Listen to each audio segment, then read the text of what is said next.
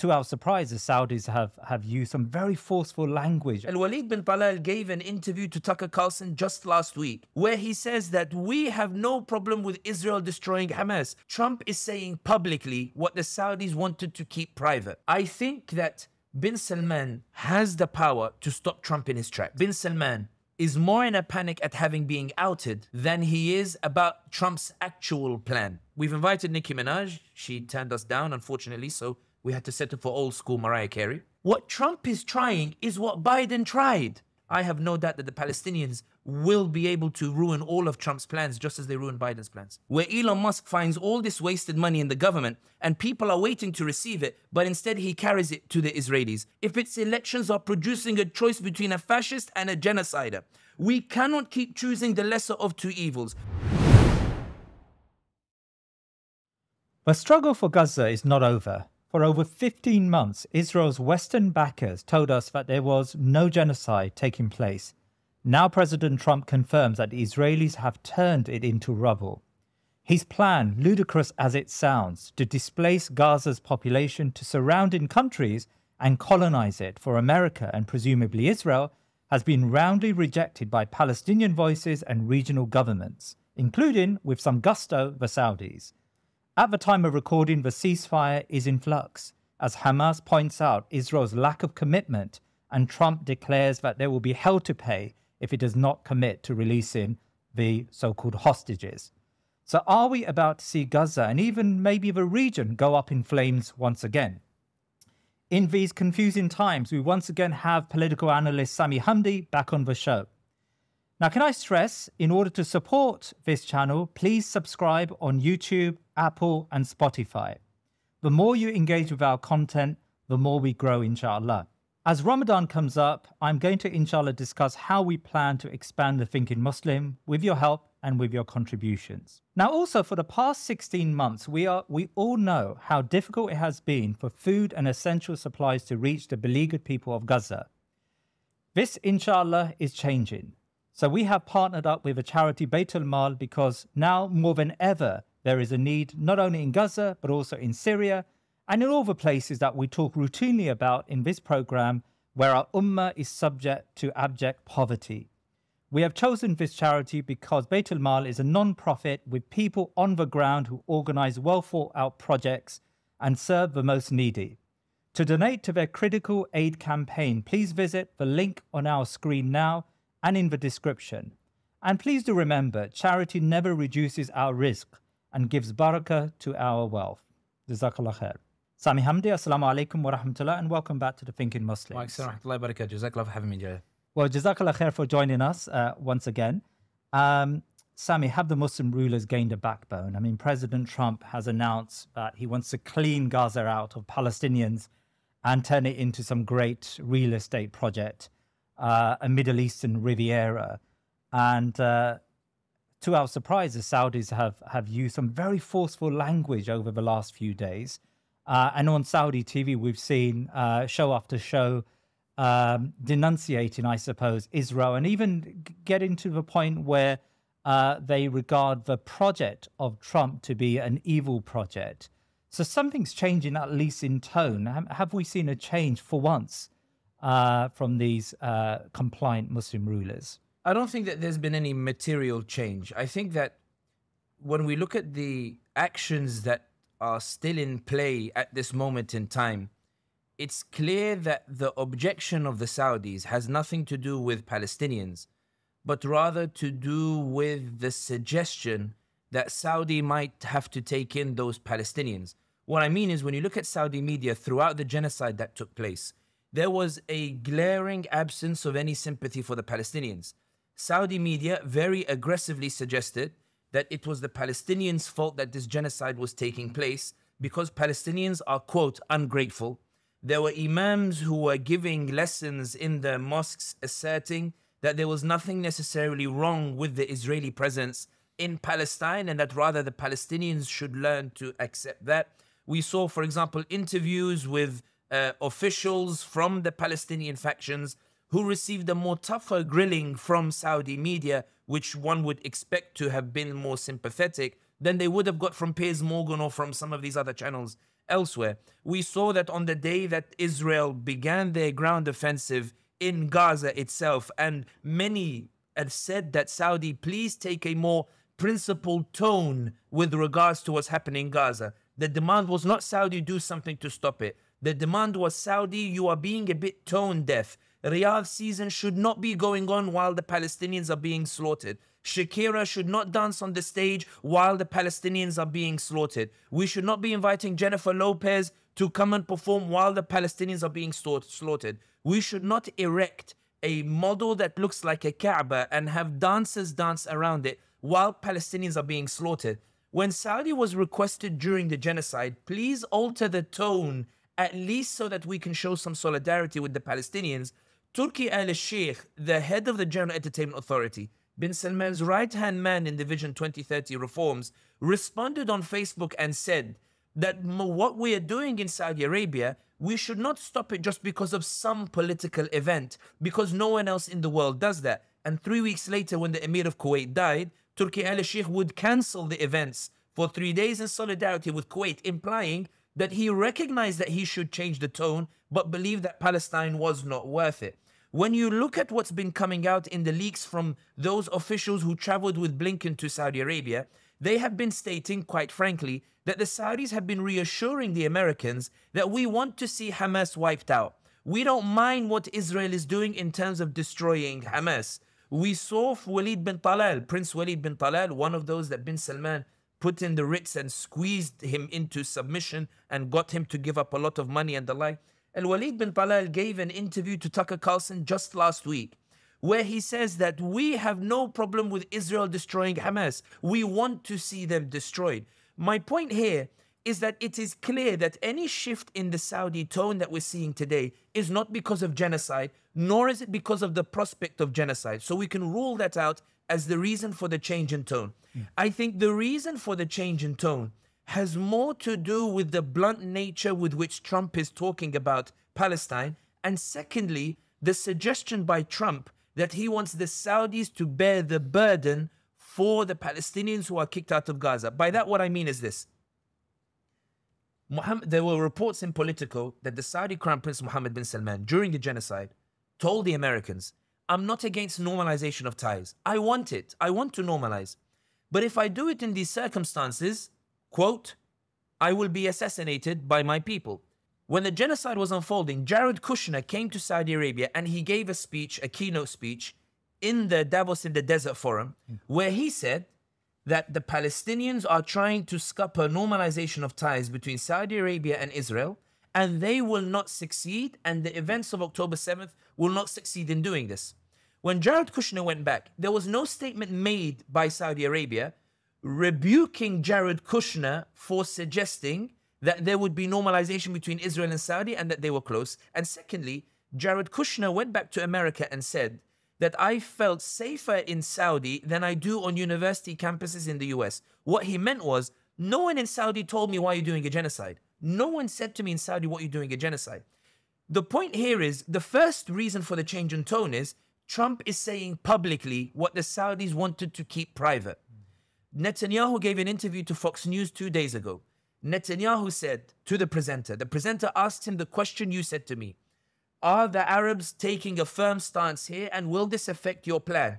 He said, you would be surprised, his words, you would be surprised, he said, how many Arab states actually support us. But for reasons of their own, they can't come out and say it publicly. And I shouldn't say too much about it because I want to leave them room to deny it amongst their own populations over here. Saudi issued its strongest statement after Trump made his statement. But the reason they issued it is not to say to Trump, we're against your plan. It's to say, guys, what he's saying is not true. Guys, I swear I'm with the Palestinians. Guys, I swear that though my actions are not really with the Palestinians, I promise you I'm with them. And I give you another example. There are many, but I promise I won't go through all of them. You received many reports. I received many reports. Many people who went to Umrah came back with the stories as well about how there were clampdowns on what people wearing kufiyas, people wearing Free Palestine jumpers. Where Middle East Eye reported it, New Era reported it, other people reported it, and there are many anecdotes about it too, about how guards in Saudi Arabia would say to people, we don't wear that here.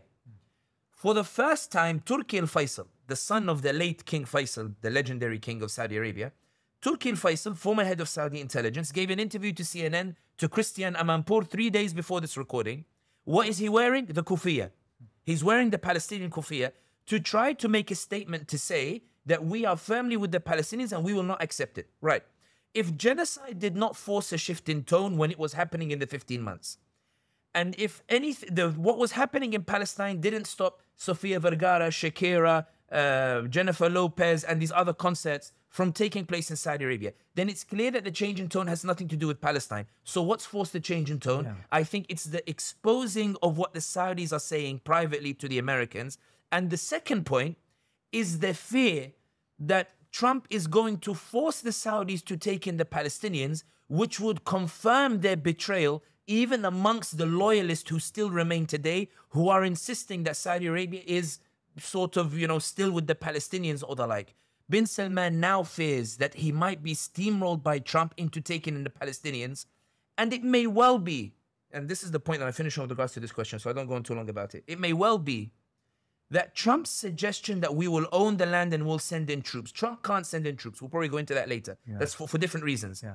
But it may well be that Bin Salman, to rescue himself from what Netanyahu and Trump are now exposing about him, will say, let's send an Arab force instead.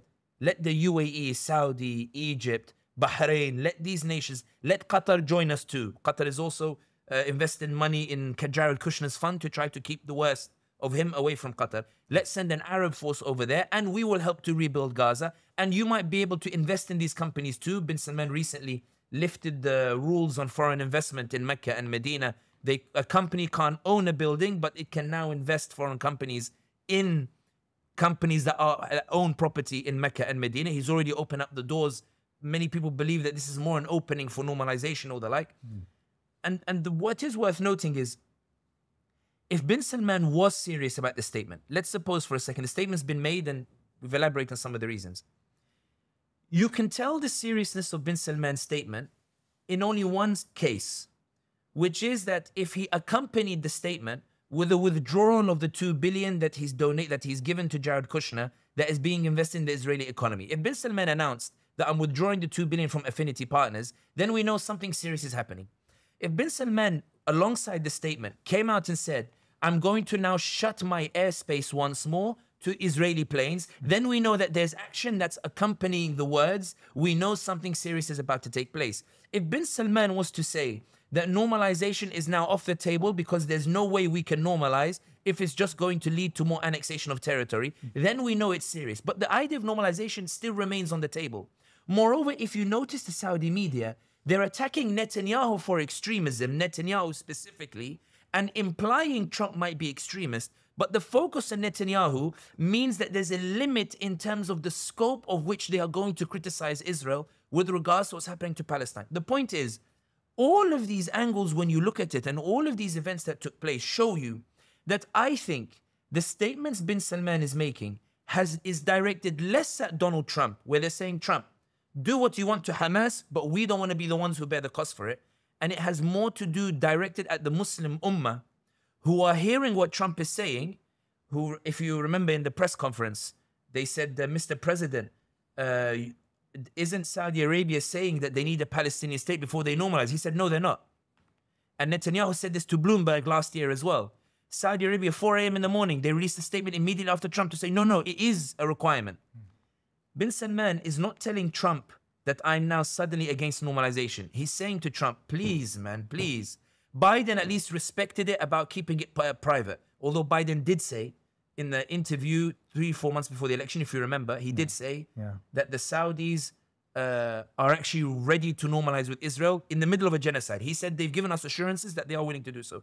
Bin Salman is trying to say to you, Jalal, to those who are sitting in this room, to the Muslim ummah, that Trump is lying, Netanyahu is lying, and he's telling Trump and Netanyahu, come on guys, show some respect over here. I need to do this carefully. I need to do normalization over a longer period. My actions show that I'm serious about it. I need to give my ummah words. I'm giving you the actions, but show me some respect. And it appears Trump is saying to Bin Salman, I couldn't care less about your image. Netanyahu is saying, I couldn't care less about your image. You will do what I tell you to do. You will take in those Palestinians. So you don't think that, because many analysts have argued that Trump has made it almost impossible, at least in the short to medium term, for Saudis to sign a normalization agreement with Israel because of the extreme measure of removing, dispossessing Palestinians from their land. You don't think that's implausible at this stage, that normalization is now implausible for the Saudis?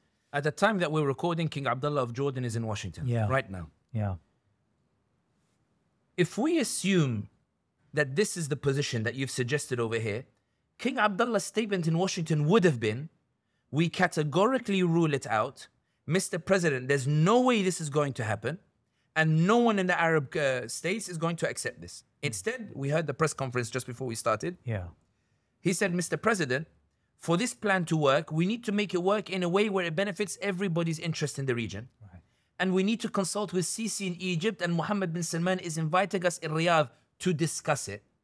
And as a gesture, I'm willing to take in 2,000 Palestinians, you know, those who might need cancer treatment or the like. I'm willing to offer that as a gesture while we discuss the nuances or the details of your plan. That's not a categorical rejection of what Trump is calling with regards to what's happening in Gaza or the like. I think that bin Salman has the power to stop Trump in his tracks. Yeah. Bin Salman has the ability to do it. Bin Salman is perhaps the only one in the region who has the power to do so. All he literally has to do is say, normalization is finished. There's no way we're normalizing. I'm sorry, it's no longer on the table. We're going back to King Faisal and King Fahd, what they used to say, in which we're not normalizing. King Faisal said, even if all the Arabs were to recognize Israel, wallahi, we will not recognize the Israelis. He put that statement out, but didn't say it himself. He put the video clip up. Bin Salman could also summon the US ambassador, as he did with the Canadian ambassador when she criticized human rights, and he could also kick out the US ambassador. Or if he doesn't want to kick out because he doesn't want to provoke Trump, he could recall the Saudi ambassador, Reem bint Mandar.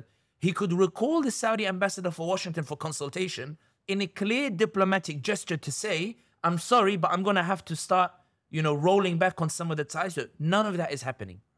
He did it to Canada. He did it to Germany. He did it to Biden as well on a couple of occasions. Not withdrawing the ambassador, but giving him the cold shoulder. He's done none of that with Donald Trump. Yeah. Which leads me to the conclusion that bin Salman is more in a panic at having being outed than he is about Trump's actual plan.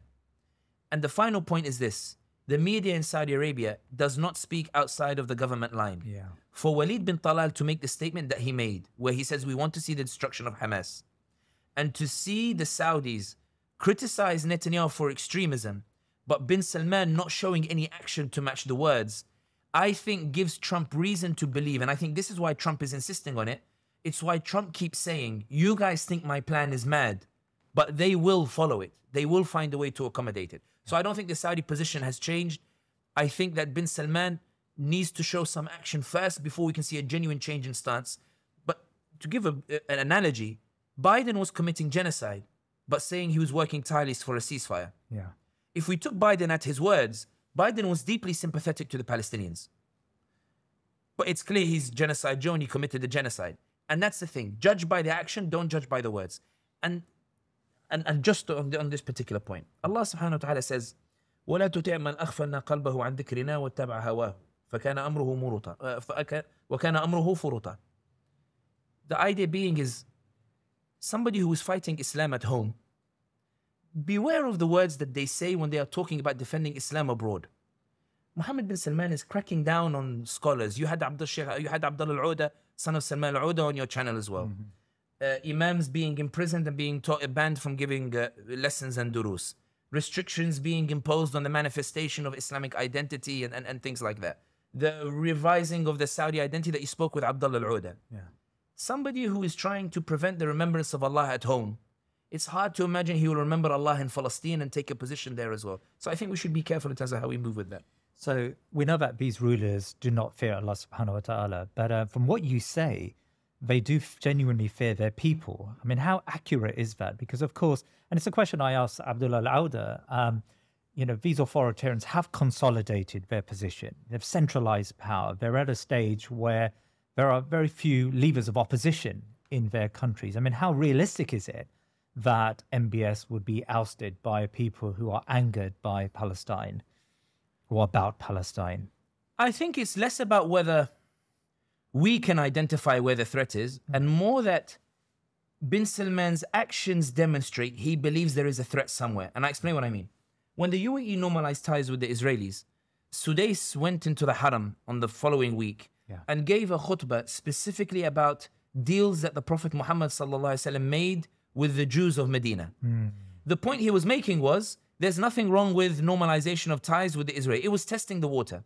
When there was a backlash to it, they toned it down a bit, but you could see Palestine begin to become absent from the prayers and supplications and dua that was being made in the Haram.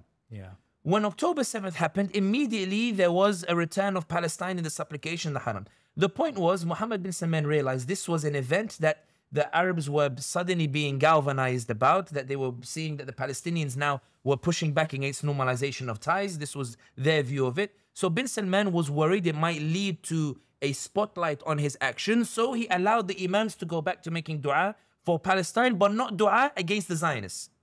Then as time progressed, initially there was a clampdown of the Kufirs and the like, and then Middle East Eye exploded and other people exposed it. And then he started tackling, if you had a British or American passport, you'd be let go. If you had a Bengali Pakistani, you'd be in trouble. Or Egyptian or Algerian. So the Desis don't think North Africans are included in it. But in any case, Mohammed bin Salman begins to say crack down on it, but begin to give some leeway to avoid the public backlash. Eventually, public opinion gets so high in terms of its fever pitch that the Imams start making dua not only for Palestine, but now against the Zionists. And now in the Haram just last week, there was dua very open, brazen, dua not just against the Zionists, but against the whole ideology and those who follow it completely in the Haram itself. Something that was disappeared 2-3 years ago before the events took place. It's not that I'm saying I know where the threat comes from. It's that bin Salman allowing this to happen demonstrates he believes there is a threat. He believes that he has to adapt to something. There is something out there that requires him to go to the Imams and tell them, guys, I know I was putting you in prison for making dua for such and such. You can go back to making dua for it. So these Imams, like Sudais, they act as some sort of vent for the frustrations of the masses? Sudais went from saying that don't talk about Gaza because it's a fitna, and you should obey your scholars and don't talk about it, leave it for the leaders, to talking about it now in his sermons and in his dua and the like. You can only explain the shift as there was an order, don't talk about Palestine before, there's an order I'm allowing you to talk about for the masses. Over the past 6 months, we've seen a wave of releases from prison, Imams being released from prison by the Saudi Crown Prince Mohammed bin Salman in light of events happening in Syria, but also in light of events happening in Gaza, particularly as the spotlight comes under Saudi Arabia, where you have a lot of Palestinian figures in Saudi prisons, and where you have the accusation that Saudi is not supporting the Palestinians. Bin Salman is saying to the Israelis, I'm letting you fly through my airspace. I'm allowing a land bridge that goes to Irbid, where you guys are picking up your goods from Jordan, that goes from UAE to Irbid. I am allowing Jared Kushner to come here. I'm allowing Zionists to enter the kingdom. But I also need to offer something to my people just to keep the peace. And Biden used to say, I appreciate this. Biden said, this is perfectly fine. Netanyahu said, I appreciate this. Neom looks very nice. I've come to visit it. The problem is Trump is now saying, you're doing all this anyway. Let's just come out in the open now and let's just say that you want to normalize with the Israelis. And I think that bin Salman is saying to Trump, you don't know my people. Yes, some of them are now dancing in the parties. Yes, some of them are now smoking marijuana at last. Yes, some of them are now going and partying and taking off their hijab. Yes, some are now belly dancing, even in Ineza, one of the most conservative areas in Saudi Arabia. Yes, but these are still minority of my people. Majority of my people still believe in this Quran. They still believe in this Islamic identity. If I go too fast, Mr. Donald Trump, it will cause a backlash against me. I need you. So Trump essentially is effectively saying, you do what you got to do for your people. I do what I got to do for my people. I want these Palestinians out, and I need you to take in the Palestinians. I think that bin Salman's true position is, he's saying to Trump, the plan, I'm not going to immediately reject it. I'm going to reject it publicly. But let's work out the details to do it in a way where Jalal does not go out and say, I betrayed the Palestinians. Let's do it in a way whereby Blinken had the humanitarian corridor. Make it humanitarian. Blinken also wanted to turf the Palestinians. On October 20th, Biden went to Congress and he asked for $106 billion in aid for Ukraine, for other places. Amongst them was Gaza. Biden said in the report that he gave to Congress, I need this money in order to help Egypt and Jordan to take in the influx of the Palestinians. At that time, there was no influx of Palestinians into Jordan or Egypt. What Biden was diplomatically saying was, I want to drive out the Palestinians from Gaza, but Egypt and Jordan need money to do so. I want to bribe them to do it. When Sisi said absolutely not, as he's doing now, by the way, with Trump, when Sisi said absolutely not, Biden came out and said, okay, we won't support the displacement of Palestinians. Let's just slaughter them instead. Until Sisi is under so much pressure, he has to open that border. Which is why when you ask me, I know I got some heat for it. When you ask me, is Sisi betraying Palestinians by shutting the border? I said, if he opens that border, Israel will eventually will eventually enter Sinai Peninsula. The point that I'm saying here is, it's not that I believe bin Salman fears his people per se. It's that bin Salman still believes that a threat exists that could remove him from power. That threat can channel public opinion through Gaza, and that his actions on Gaza are enough to galvanize the population against him because he's seen to be betraying Gaza, betraying the Palestinians, and therefore he is reacting to the public opinion to say that, guys, I am actually on the Palestinian team, and look at all these things that I'm doing now with regards to my media and the like. Please believe, take me at my word and ignore my actions. Assalamu alaikum wa rahmatullah. This is your brother Mazen Mukhtar, CEO of Baitulmaal. I pray that you and your families are doing well as we look forward to the blessed month of Ramadan. With the coming of Ramadan, there comes an opportunity for reflection and compassion, for mercy and forgiveness, for prayer and for charity. With Baitulmaal, you can send a Ramadan food package to families struggling with hunger around the world. Allah subhanahu wa ta'ala says in the Quran, truly those who believe and do good works, are constant in their prayers, and give charity, their reward will be with their Lord. They will not fear, nor will they grieve. I pray that Allah will shower His mercy and blessings on you and your loved one in the month of Ramadan, and that He will reward you for every act of charity. Assalamu alaikum wa rahmatullah. Unlike Biden, Donald Trump is willing to withhold military aid to both Egypt and Jordan. How much, if he does follow through on that, how persuasive do you think Donald Trump will be in convincing these countries to take in 2 million Gazans? The US gives Egypt $1.3 billion in aid, which in the context of international countries is not really that much. 1.3 billion. The Americans every year raise about more than 1 billion in zakat alone. If the issue is 1.3 billion, Sisi can ask the ummah to raise 1.3 billion for him to replace the American aid. I think when Trump talks about aid, I think it's less to do with money, and I think it's more to do with the support for the regimes against the people who do not want these regimes in place. Yeah. The idea being that you are in power, we know you're unpopular. He once called Sisi my favorite dictator. We know you're not popular, but we see value in you and we're willing to support you against your people so that you remain in power. It's like the whole notion of when a coup happened against Mursi, Allah yarahmu, the Americans were very quick to say we are monitoring the situation and then recognizing Sisi. Whereas in other places, they're very quick to try to reverse the coup. But the point that I'm saying is that I think that what he means by aid is, it's very similar to when Trump said about Saudi Arabia, if you remember in his first term, he said, I called the king of Saudi Arabia and I said to him, listen, king, you're a good man and I like you, but without us, your kingdom will fall in 2 weeks. Iran will take you in 2 weeks. So I'm sorry, but I'm going to need you to start paying up. I'm sorry, you got to pay, you got to pay. And the audience were cheering. That is a very good indication into how Trump views these Middle Eastern governments. I know you guys are coming to the Israelis because you need Israel against your own population and against other regional threats. I know that when you come to America, you're coming because you don't have popular support. You need my support against your own people.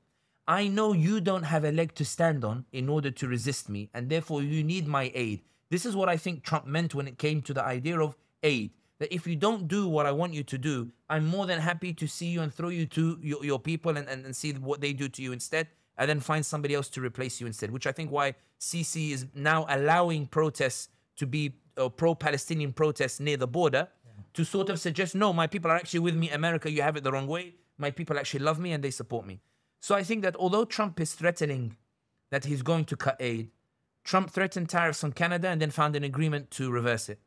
Trump threatened tariffs on Venezuela, found an agreement to reverse it. Same with Colombia. He's now engaged in negotiations with the Europeans about the same. It may well be Trump is upping the ante, and then he comes to some sort of agreement with those Arab states later. Sami, earlier on you mentioned Jared Kushner's fund. Like, what's the relevance of that fund? Explain why you mentioned Jared Kushner. I would recommend people to watch the episode you did with Abdullah Al-Oda, where he talks about the first meeting between bin Salman and Jared Kushner. And we don't need to repeat many of those details here. However, Jared Kushner, during the first term of Trump, was seen as the gateway to Donald Trump, the gateway to the White House, and him and bin Salman developed a very close relationship. Jared Kushner appears to have understood bin Salman's position in that bin Salman wants to normalize, but has to normalize in the right circumstances to prevent a backlash from the Muslim world. As a result, for bin Salman, in order to prove that it wasn't just words when he said, I want to normalize, because Jared Kushner might have said to him, UAE normalized. They didn't give a damn about the opinion of the ummah. Morocco normalized, and just yesterday they signed the agreement with Elbit Systems to be their primary military partner. The Israelis are now their prime military partner. Jared Kushner might have said to bin Salman, I don't believe that you're worried about your people. You should be strong and impose in normalization, because UAE and Morocco, they did it. Bin Salman, as a gesture to prove his sincerity in normalization, invested $2 billion in Jared Kushner's investment fund. I think it's called Affinity Partners. Jared Kushner said this, exposed this in an interview that he gave to Kay Burley with Sky News. And Jared Kushner says in the interview that the Saudis have given us permission to invest this $2 billion in the Israeli economy. This was bin Salman indirectly saying to the Israelis that, look, I'm getting there slowly, slowly, and I'm proving it to you. El Al, the Israeli airline, before bin Salman, would never fly over Saudi airspace. It was forbidden. The Saudis would not allow it. So that's why they had to always go around the kingdom. Bin Salman allowed them to go through, and Jared Kushner was on the first plane that flew over Saudi Arabia, and he tweeted and said, historic moment, Saudi have allowed us to fly through the airspace. This was bin Salman saying that I'm not just talk, I'm showing you action. Earlier we talked about Palestine when you were saying, is it a genuine change in stance? And you were only pointing to a statement. Here with normalization, I'm pointing to action. He allowed them to fly through. Then, in the Dakar rally in 2021, bin Salman allowed an Israeli team to participate for the first time in the kingdom, allowed them to enter with Israeli passports to participate, to say, I'm not officially normalizing, but can you see how I'm desensitizing my population to the idea of Israelis participating? Then, at an esports tournament in 2023, they raised the Israeli national anthem at a rehearsal and then leaked it to see what the Saudi reaction would be to the idea of an Israeli team participating officially in the esports tournament, which is what bin Salman is pushing with regards to video games and the like. A delegation came from Israel, went to Medina al-Munawwara, where they planted a tree and recorded themselves saying, we are back. We have been allowed back. The reason I mentioned Jared Kushner is that in the relationship with Jared Kushner, Mohammed bin Salman's interactions with Kushner have been, Kushner was blunt. Kushner said, I have three priorities: to destroy Wahhabism, to normalize with the Israeli state, and the third one, Sheikh Abdullah Al-Oda, the son of Sheikh Sami Al-Oda, talks about it in more detail. But with regards to the first two, bin Salman responds and says, we're way ahead of you in this. We've invited Nicki Minaj. She turned us down, unfortunately, so we had to settle for old school Mariah Carey. We've done a bikini beach in Jeddah to break boundaries in terms of what we're doing and the like. We've brought Pitbull, and we're doing this Middle East beast. Our prophet, this is Mohammed bin Salman talking to Jared Kushner, and this is the scenario that I imagine. Our prophet Muhammad sallallahu alaihi wasallam, he went through an area which he told his Sahaba, do not settle in this area, just pass through it quite quickly. Today this area is called Al-Ula. Al-Ula now is the jewel in the crown of Vision 2030. It's almost like trolling the hadith of the Prophet Muhammad sallallahu alaihi wasallam, who said, avoid this area, for this is where Allah subhanahu wa ta'ala destroyed the people before you. Bin Salman has made Al-Ula, has made the resorts and the centerpiece of Vision 2030. Those pictures you see in Heathrow Airport where you see Vision 2030, he's made that the centerpiece. He's saying to Jared Kushner, I don't believe in a lot of these things that, and I'm proving it here with the actions over here. Jared Kushner giving that keynote speech at the Davos in the Desert Forum 2 weeks or 3 weeks after October 7th to say that the Palestinians will never succeed in ruining normalization between the Saudis and between... there's no way Jared Kushner says that without believing that bin Salman supports it. And I think what bin Salman is doing through that is, through the actions, he's saying to the Israelis, I'm sincere about normalization. In exchange for my 3 conditions, which is, security, support for Vision 2030, and nuclear technology. Palestinian state is not key in this. When Netanyahu said it openly, bin Salman was forced to say Palestinian state is involved in it. Francine Lacroix from Bloomberg interviews Netanyahu, says, you keep talking about normalization with the Saudis, but they say they won't do it as a Palestinian state. How will you do it if there's no Palestinian state? Netanyahu looks at it and says, they don't bring up Palestinian state as much as you think they do. Like, it's really not an issue. Trump says the same thing at the White House. It's not the fact whether they're credible sources or not. It's why do they not say that about a country like Algeria or these others? Because they're categoric about their refusal to normalize. It means something is being said with regards to pushing normalization of ties. The relationship with Jared Kushner is what, in my opinion, one of the greatest proofs that what bin Salman says is not what he does. When he says, I want a Palestinian state, his actions show otherwise. When he says the kingdom stands with Palestine, his actions show otherwise. And I truly believe that the genocide could have been stopped literally in the first week. All it required was for the Arab countries. Turkey, Erdogan is worried about his economy, doesn't want to get involved. All it needed was the Arab countries to summon the US ambassadors, recall their ambassadors from Washington, and scare Biden into believing he's about to see a complete collapse of American influence. If only one country did it, they could sanction that country, but you can't sanction the whole region. They collectively not only refused to do so, but lent their media apparatus to support the genocide. And that's why I think when you look at bin Salman's actions, there is no similarity between those and between these statements that we're reading, and I prefer to look at the actions than the statements. You just mentioned Turkey there, and of course the comments will be lighting up as you speak, because you've talked about the Arab countries, but it seems like you've just let Erdogan off the hook for his part in allowing this genocide to take place. I mean, are you saying that Turkey has less of a responsibility because it's got a worsening economic standard? I think that the Turks do not see Palestine as their primary responsibility. When you see those who defend Erdogan's policy, they come out bluntly and say, where are you Arabs with regards to Palestine? A sort of sense of, it shouldn't be our primary responsibility, you guys should do something first. Yeah. I also think that when you look at the slow pace at which Erdogan rolled back some of his ties with the Israelis, refusing to cancel trade, then announcing that he's cancelling some trade, and then losing a mayoral election, and then announcing that he's going to cut more trade, which exposed the extent of the trade that he was still doing with the Israelis. And then saying that I can't turn off the gas pipeline that takes Azeri oil to Israel because it's an international contract, even if it goes through my own territory. And I think that when you look at the way that Ahmad al-Shara of Syria, who was heavily supported by the Turks when he was in Idlib, even if I don't think the Turks, supported him in going to Damascus. I think he took them by surprise and they adapted. But in any case, Ahmad al-Shara goes to Saudi Arabia for his first foreign visit, knowing what bin Salman is about. And I think that Ahmad al-Shara went to that visit, and you'll see where it links with Turkey, for 2 reasons. Or 3 reasons, actually. The first reason, he wanted to go and do Umrah. You'll remember after the Taliban, when US forces withdrew from Afghanistan, Siraj al-Din Haqqani, I think it was, or another official, they went to Umrah, to Mecca, to the Kaaba. They took a camera crew, and they recorded how the Ummah celebrated them. And they wanted to really put their chest out with this Islamic legitimacy of what they had achieved. I think Ahmad al-Shara wanted to go and make Mecca, the Kaaba, his first visit, to sort of say, my jihad against Bashar al-Assad was a blessed one, and I have come to thank Allah subhanahu wa ta'ala for it. In order to go to Umrah, he had to see Mohammed bin Salman. It's impossible not to do so. When he meets with Mohammed bin Salman, the second reason is to try to find what is Mohammed bin Salman's view of what happened in Syria. Because initially there was a suggestion that the Saudis were going to send oil to help the Syrian economy. That oil never arrived.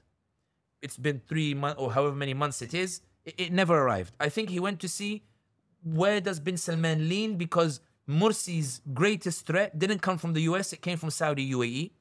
And I think that Ahmad al-Shara wanted to say to the Saudis, I'm not a threat to you. Look at Abdurrahman Qardawi. I don't think this is what Ahmad al-Shara said, so that no one accuses me of it. but the image that he wants to give. Abdurrahman Qardawi, Sheikh Yusuf Qardawi alayhi rahmu's son, did a video in the Umayyad Mosque where he criticized Saudi UAE. He was fine in Syria, but when he left for Lebanon, he was arrested in Lebanon, kidnapped, put on a plane and sent to UAE on an extradition, despite the fact being a Turkish citizen and the like. Sent to UAE where, according to Amnesty, or according to human rights reports, there's suggestions that he might be being tortured over there. I think that Ahmed Shara went to say, I will not allow Syria to be a place that threatens you. So you don't need to worry, you don't need to conspire against me, you don't need to build media channels there to attack me, you don't need to build think tanks and ally with civil rights organizations to demand the freedom of women's rights so that will cause me a big issue over there. I promise I won't harm you. And the third reason is what links with Turkey, which is why I mentioned it. Syria needs to be rebuilt. One of the first things Syria did was they announced a 300% increase in tariffs on goods coming into Syria. The Turks were very upset. They said, hey, this shouldn't apply to us. Ahmed al-Shara removed their tariffs. But Erdogan has offered to send Turkish companies into Syria to rebuild Syria. Now, companies are not going to rebuild Syria for free. And Syria doesn't have money to pay for those Turkish companies. And according to a friend of mine who just came back from Damascus, electricity probably exists for maybe 1 or 2 hours a day, according to his reports. Where is the money going to come from to pay for the Turkish companies? US has lifted some sanctions, or they suggest Europe has lifted some sanctions on humanitarian aid, and it's not clear what sanctions will be lifted from the US. So I think that the Turks, the focus on the economy is such that they have been pushing Damascus to go and reconcile bin Salman and the UAE. The foreign minister of Syria, the new one, is now in the UAE today, by the way, attending a convention, to say these are the guys with the money. Go and reassure them you will be no threat. Tell them whatever it is they want to hear. Tell them there will be no Ikhwan, no Muslim Brotherhood. There will be no assertion of, exporting this Islamic revolution the way the Iranians did. And let them give you the money that will pay us so their money can flow into my economy in Turkey instead. I think that Erdogan is so focused on the economy, it's affected everything in his foreign policy. And that's why I think that when you say, are you going soft on Erdogan? It's not that. It's that I think that Erdogan is quietly praying that all of this just goes away, that all of this just disappears without him having to take any real meaningful action against the Israelis that might jeopardize. And the final point is, I know that somebody now is going to write, oh, look how he spoke about bin Salman, look how he speaks about Erdogan. In any case, Erdogan believes that if he does take a position against Israel on his own, without bin Salman, if bin Salman doesn't do it with him, then Trump will impose sanctions on Turkey, as he did in 2018 and 2019, when he imposed sanctions on like aluminium and some of these other stuff as well. Erdogan believes that will be a death blow to the Turkish economy. And what will happen is the Turks will not say, Erdogan, we are with you. You did this for Palestine. We are standing with you. We Turks cannot live without Islam and without the rights of the Palestinians. Erdogan, we are ready to struggle with you. We are going to tie our stomachs. We are going to do like the stories of old. You showed us Ertugrul, where Ertugrul stands up and says, why are you complaining about refugees for? Allah is the one who brings the risk. You showed us Al-Arsalan, where he says, Allahumma, we can't live without our flag and our deen. Osman says we can't live without the Quran. You showed us all this. We're going to stand with you. Erdogan doesn't believe Turks will do any of that. Erdogan believes what the Turks will say is, Ya Jahil, why on earth would you take a stand for Palestine that brings ruin to our economy when the Arabs over there did nothing? You should have done nothing too. You are a Turkish president. You are not a Muslim president. Sen ben yok Türkiye var. Me and you know Turkey is everything. Not Ummet Muhammad var. Only Turkiye var. You should have behaved. We're now going to go to the election polls and we're going to vote for Imamoglu or we're going to vote for somebody else because you weren't politically savvy. We're willing to stand for Palestine, but not if we have to pay a price for it. We're willing to stand for the rights and liberation of Palestine, but not if we have to pay a price for it. And then what will happen is you'll have the nationalists, they'll bring up this fabricated narrative of how Arabs betrayed the Ottomans and betrayed the Turks and the like, which is why the Ottomans fell. And Erdogan will find himself out of power. Then he'll find the nationalists coming after him and his family, accusing them of whatever corruption or the like, true or not, is irrelevant. Erdogan will suddenly find in his old age where he was in power and all he had to do was keep quiet on Palestine. He said something about it and now he's almost going to be put in prison. That's how Erdogan calculates what will happen. And that's why I think that when it comes to Turkey, it's not that I'm soft on Turkey. It's that I believe well and truly that Erdogan's calculations are that the Turks will not stand with me if I stand for Palestine. That's not the same as bin Salman.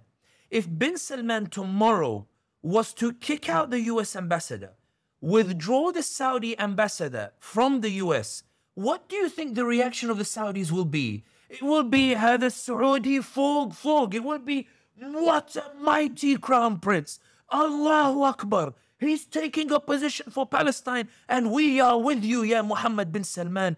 Don't you worry about it. If he was to go further and say, I am imposing sanctions on American companies that want to invest in Saudi Arabia, the Saudi won't be like the Turk who says, why are you ruining my economy? The Saudi will say, we lived on dates and milk before, like Malik Faisal said, we are willing to struggle for this even more for Palestine. Bin Salman does not have the same problem that Erdogan has in Turkey. Erdogan is fighting the legacy of Ataturk. Bin Salman is fighting the legacy of Islam. It's the opposite way, the opposite battles. And that's why the blame is put more heavy on bin Salman, because he has the power to do something. He has the public opinion on his side to do it, and he also has the ummah public on his side to do it, but he chooses not to do so because he genuinely sees that Palestine is not something that he wants the Saudis to be concerned with. And the proof of this is, when you look at the reformation of the Saudi identity, when you look at the change of the year of the founding of the kingdom,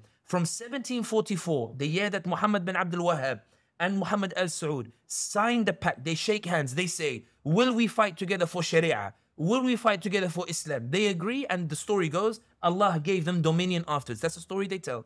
King Salman himself, when he was governor of Riyadh, he wrote in an article in Jaridat al-Riyadh, in the Riyadh newspaper, in 2008, which is still on Sheikh Google, you can find it on Google. He writes, the state of Saudi Arabia was not founded on a tribal endeavor, nor was it founded on an ideology like communism or the like, nor was it founded on a nationalist identity. These are Salman bin Abdul Aziz al Saud's words. He goes, it is false and categorically untrue to say that Saudi is a tribal, nationalist, or an ideological identity. It is not. The Saudi state was founded on the promise to uphold the Quran and the Sunnah. And that's why Allah gave dominion to my family who agreed to uphold Quran and the Sunnah. What this means when you make Quran and Sunnah your identity, it means Palestine matters. It means the ummah matters. Bin Salman is trying to say, guys, Saudi was not built on this. The Saudi ambassador here in London said, to say religion played a role in the establishment of Saudi Arabia is false. You can find it online. He said it to Chatham House. Bin Salman says the date was not 1744. Don't say 1744. It was 1727 when Muhammad al Saud became the county chief of the tribe. And the interesting thing is, and I'll finish on this point with regards to this. My father many years ago was in a majlis with Salman bin Abdul Aziz al Saud, the current king. And the story goes, they were in a majlis, and Salman bin Abdul Aziz says to my father, Ya Hashimi, what do you call a county chief, like a village chief in Tunisia? My dad says, we call him Umda, like a Lumaya. He says to him, Ya Hashmi, Wallahi, my grandfather Muhammad al Saud was nothing but a Umda in Dir'iyah when he became leader of the clan. But you see this flag and what's written on it, La ilaha illallah Muhammad Rasulullah.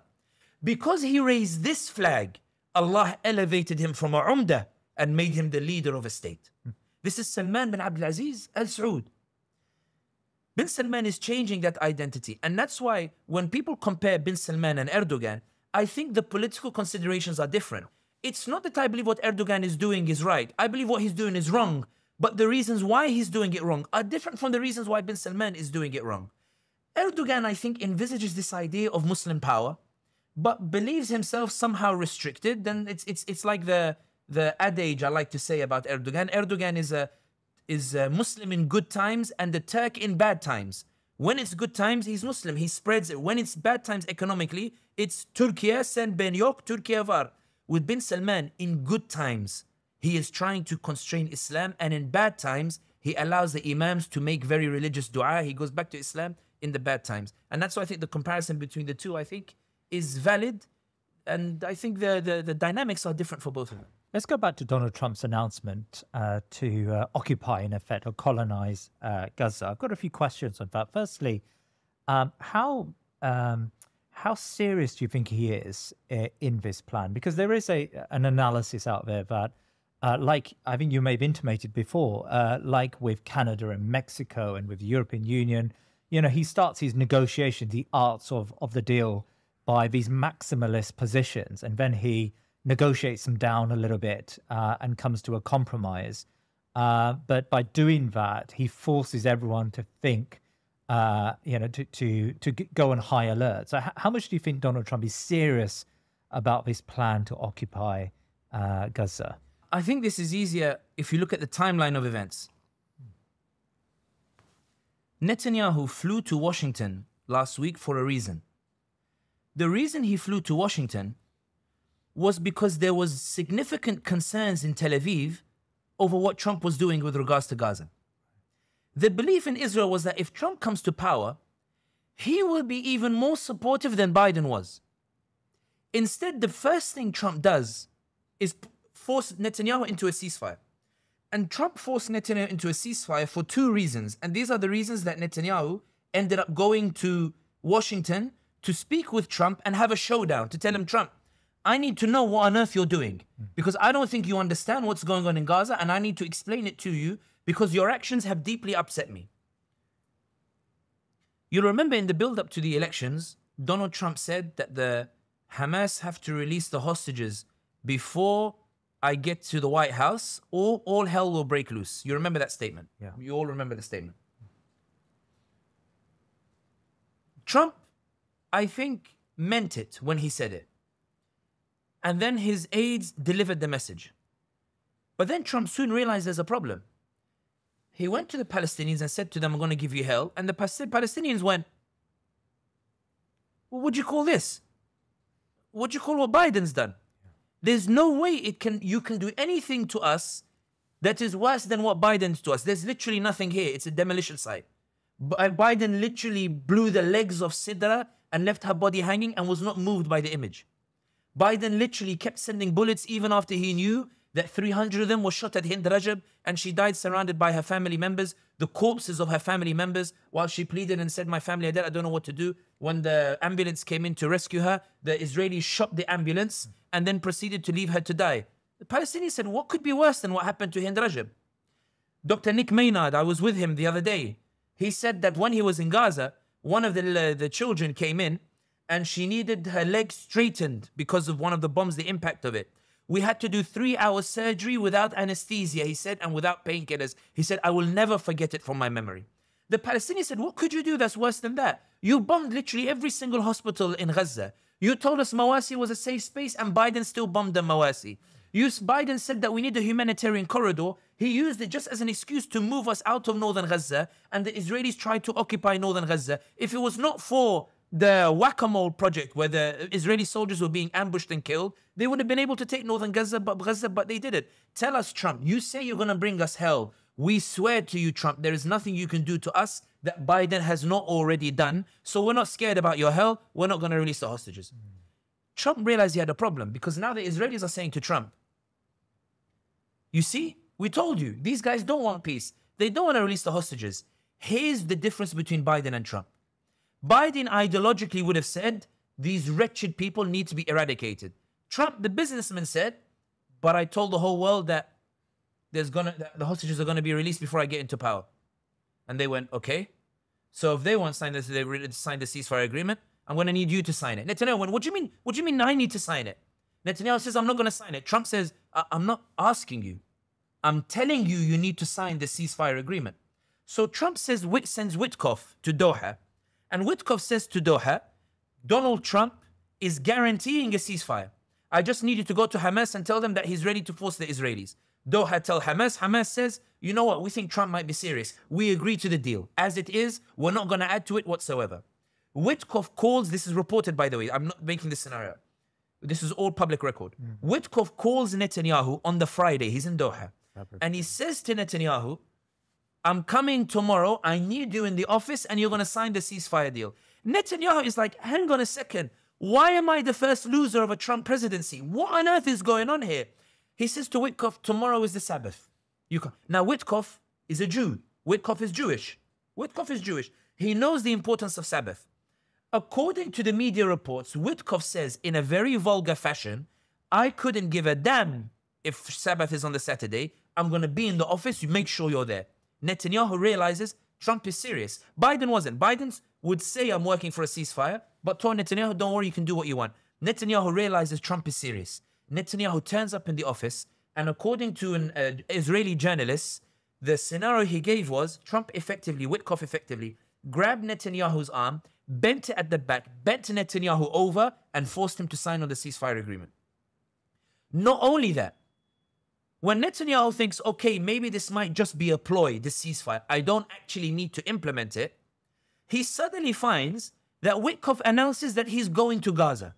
So the Israelis say, what do you mean you're going to Gaza? Because now the Qataris and the Turks are getting involved, and they're like, yes, you should go, you should see the destruction that's taking place. The Israelis are saying, hang on a second, Trump now has forced us into a ceasefire. We don't want it. Ben Gvir now is squealing. Ben Gvir is like, what's going on? Why is it all collapsing under Donald Trump? But he resigns from the government. Smotrich, Netanyahu has to go to him in the last hour and say, I'll find a way around it. Just don't leave my government. I'll find a way to convince Trump to go back to the levels of support that Biden was giving us.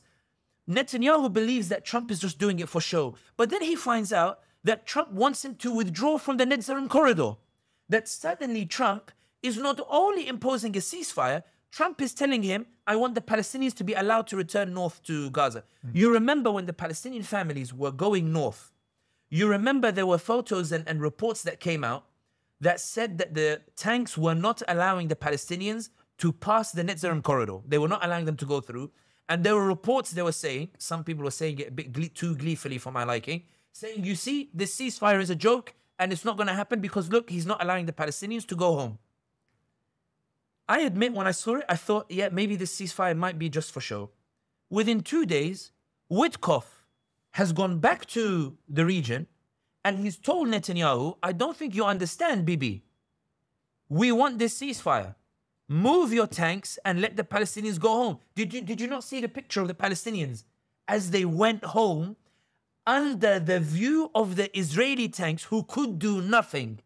Because the US president always had the power to stop the genocide. They just needed to use it. Trump decided to force Netanyahu to withdraw from to step aside and let the families go home. And Netanyahu said, okay, fine. He put a ceasefire. He forced me to let the Palestinians go home to the north. But he hasn't told me to withdraw from the Netzarim corridor. So maybe give it a couple of weeks. I'll go back. I'll drive those families out. Surely this is just for show. Then Netanyahu is told by Witkoff that President Donald Trump wants you to withdraw from the Netzarim corridor in accordance with the ceasefire terms. Netanyahu goes ballistic. So do his government and so do his other cabinet members. They're saying, we don't understand what is going on here. This guy said he was going to give the Palestinians hell. He's given us hell instead. What on earth is going on? And not only that, as the hostages are being released and going back to the Israelis in good condition with that whole PR of the videos, you know, thank you for treating us well, and they're going back. The families of the hostages in Israel itself are now saying, hang on a second, are you telling me they could have come home back in May, which was the same deal, and Netanyahu was the one stopping it? Yoav Gallant, the former defense minister, wants to rescue his image in the Israeli society. So he goes behind Netanyahu's back, goes and gives an interview to CNN, I think it's CNN, where he says, I told Netanyahu take the deal in May. He's the one who refused to take the deal. Suddenly Netanyahu at home is having the families of the hostages saying to him that Netanyahu, you could have brought them home in May, but you chose not to do so. Shame on you. Netanyahu realizes this is ridiculous. Donald Trump has gone mad. So he calls Witkoff. He says, Witkoff, did you see the movie that we've prepared about what, you know, Hamas did on October 7th? Witkoff says, ceasefire. He goes, please just have a look at it. It's a shortened version. Witkoff watches the video and then calls Donald Trump and says, Mr. President, I think you need to see the video. Netanyahu says, wait a minute.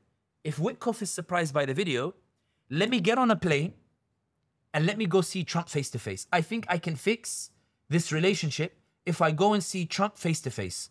So Netanyahu gets on a plane last week and he goes to sit with Netanyahu and he sends with Trump. And Netanyahu says to Donald Trump, this is the way the conversation goes. Trump, I don't think you understand the situation. This ceasefire, really, look at what these Hamas guys do. Trump is hesitant until those pictures of those hostages, you know, the ones who are Gaunt. who are a bit gaunt because all the Israeli bombing and they limited humanitarian aid and the like. So Trump says, I'm getting a lot of stick. I remember a friend of mine in the US, I won't say who, a bit close to the Republican Party, said that when Witkoff went to Gaza, a huge campaign began in the party against Witkoff. If you remember, Tucker Carlson did an interview where he said, I'll try to find the clip. You should watch it just for yourself. Yeah. Where he says, I don't believe it. Have you seen the accusations on Witkoff? They're calling him an Islamist in secret. They're calling him a Qatar agent. Who was calling him a Qatari agent? Those who were upset at the Zionists were genuinely upset. They were upset that Witkoff and Trump were forcing a ceasefire. So when those pictures come out, Netanyahu and those in the Republican Party, the Zionist lobby, they lobby heavily on Donald Trump and they tell him, Mr. Trump, really, I know you think this ceasefire is a good idea, but it really isn't a very good idea. And Netanyahu has spent the best part of a week. Usually when presidents visit each other, they stay 1-2 days max. They have their own domestic issues to talk about. Netanyahu was there for more than 3 days, sitting with Donald Trump in his ear, going around, giving interviews to Fox News, going and meeting with Ted Cruz, going meeting with the Republicans. What was Netanyahu doing? Netanyahu was going to try to fix a lobby whose influence had been damaged by what had happened in the elections, because the second reason Trump called for a ceasefire, aside from saving face when he said, I'll give them hell, and then realized the Palestinians wouldn't buckle, so he forced Netanyahu to buckle so he could say to the world, I brought the peace. The second reason that he did the ceasefire was Trump knows he won the election on the back of the anger that was geared towards Biden for committing the genocide in Gaza.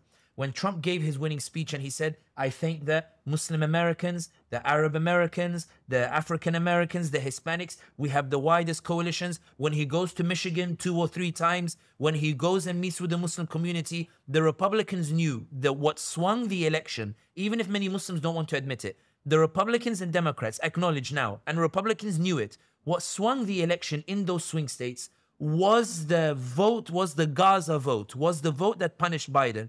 And so the second reason Trump called for a ceasefire was he wanted to say to guys, I listened and I've delivered the ceasefire and it's something that wins me domestic support at home. The third reason that Trump pushed for a ceasefire is within right-wing debate itself, we've seen it shift. Tucker Carlson, you saw the interview that he gave with Piers Morgan, where he said, he laughed at Piers when Piers said that maybe sometimes it's moral to kill women and children because it's a war. And Tucker Carlson laughs at him. How can you see what's happening in Gaza and say Israel? This is Tucker Carlson. 10 years ago, no one would ever imagine he'd say those kind of words. Candace Owens has been doing video after video saying, we don't want to get involved in this. Matt Walsh, when they cut funding of US aid, Matt Walsh came out and said, I've always been an advocate that we should cut aid to foreign nations. When they goaded him underneath and said, what about Israel? He said, and Israel too. We should cut funding to Israel too. Trump believed there were 3 reasons to put the ceasefire. I need to save face because the Palestinians, some people might buckle, but Palestinians do not. They refuse to bend their necks. They refused to go to Egypt and Jordan. They decided to go home instead. These Palestinians didn't bow their necks. The second reason that Trump called for a ceasefire is he knew that's the reason that the election swung his way in those swing states. Wisconsin, 32,000 votes he won Wisconsin by. There are 70,000 Muslims in Wisconsin alone. Add to that non-Muslims who are pro-Gaza. It's clear that if Harris had changed her position, Wisconsin might have gone the other way. In Michigan, 80,000 was the difference between Trump and Harris. There are 250,000 Muslims in Michigan. Add to that probably tens of thousands, hundreds of thousands of non-Muslims who are pro-Gaza. It's safe to say if Harris had gone the other way, maybe Michigan would have gone the other way. Georgia, Pennsylvania, 120,000 difference in the vote. We're not talking a million difference, 120,000 votes difference between them. More than 150,000 Muslims in both states, in Georgia and Pennsylvania. Add to that the non-Muslims who are pro-Gaza. It's safe to say if they had voted for Harris, if she changed her position, they might have swung the other way. 4 swing states, Harris wins the election. Then add on top of that the 7 million votes that disappeared. 2020, Biden has 81 million votes. 2024, Kamala Harris has 74 million votes. Those 7 million who stayed at home, like Bassem Youssef, like a lot of the African Americans, like a lot of white Americans as well, who stayed at home saying, I can't vote for a genocide and a fascist. All this data was available to Trump. That's another reason he called for the ceasefire. The reason Trump is threatening now to ruin the ceasefire is because Netanyahu went himself personally to Washington and went and mobilized the Israeli lobby and went and said to them, guys, Trump is doing some funky stuff. Trump is doing something because he believes there is a power that emerged. We want Trump to adapt the other way. I'm not saying Trump suddenly became pro-Palestinian. I'm saying Trump, the businessman, was adapting to the market trends. Trump, the businessman, was adapting to the electoral market. We need to remind him that we are the ones who have the power over here. This is why no one can say for certain if Trump is genuinely going to break the ceasefire on Saturday or not, or whether he's giving Netanyahu just some statement over there, and tomorrow maybe a Muslim delegation or King Abdullah goes and sees Trump or a Muslim delegation, and Trump comes out and says, the Muslims, they love me. Actually, you know what? I'll give it another chance. And the reason I say this is, today, we're talking about that Trump said today or yesterday that Saturday is the deadline if they don't release all of the hostages. The Israeli press are reporting that actually if Hamas just released the 3 that are expected, we won't go back to war. A sort of already toning down of that statement over there. The reason why I say is that when it goes back to the question, is Trump serious? Is Trump really going to dispel the ceasefire or the like? I think it's unclear if he will. But I think your question was about, will you occupy Gaza? And this is the second strand. And this is, think about it this way. What has changed on the ground that makes one believe that Trump can achieve what Biden couldn't? Biden wanted to ethnically cleanse Gaza. The proof, 20th of October, he goes to Congress. He asks for the billions of dollars to give to Egypt and Jordan in order to get the Palestinians out. Sisi says, you can give me all the money in the world. I'm not opening the border. Not because he cares about Palestinians, because he's worried if Palestinians cross over and start resisting Israel from Sinai. Israel will invade Sinai and take it, and it will plunge Egypt into war, and he can't rely on the Americans to come and help him. When Biden found that Egypt and Jordan would refuse the money from Congress to take in the Palestinians, Blinken came up with a better idea. Blinken said, let us gather the Palestinians in Rafah and force Sisi to open the border this way. So where Trump says, go and take them bluntly, Blinken said the same thing, but in a different language. Blinken said, we're going to set up a humanitarian corridor for Palestinians to go from the north to the south, and we will make Mawasi and Rafah safe zones. Where is Rafah? On the border with Egypt. What happened? Blinken set up the humanitarian corridor. The Israelis allowed it, and thousands of Palestinians, they walked from northern Gaza. Where did they go? Southern Gaza.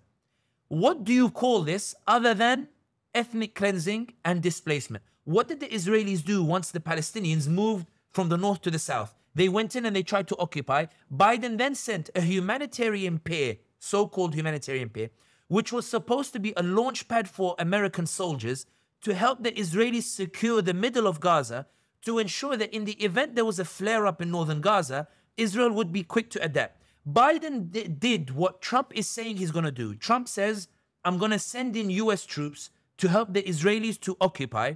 Biden didn't say it bluntly. Biden said, I'm going to do a humanitarian pair in order to ensure the safety of the humanitarian corridors. No difference in the intention at all. The only difference is the language. When the humanitarian pair got blown away by divine forces, let's say, got blown away, the Israelis went in, but they realized they had a problem. In staying in northern Gaza, the casualty death toll of Israeli soldiers was rapidly mounting, which is why Yoav Gallant wanted the ceasefire deal in May. He said, we were getting reports of more Israeli soldiers being killed. Killed by who? By Palestinians who refused to leave. It was like playing whack-a-mole. As soon as the ceasefire took place, did you see how many fighters emerged out into the blue? Which shows you, for all of the bombing, they didn't manage to remove the fighting capabilities of the forces that are in Gaza itself. My point is, what Trump is trying is what Biden tried. There's nothing that Trump is saying that Biden hasn't tried. Biden tried it. Biden tried it aggressively. When people say that Biden didn't allow the 2,000-ton bomb to be delivered, Biden allowed 2 1,000-ton bombs to be delivered.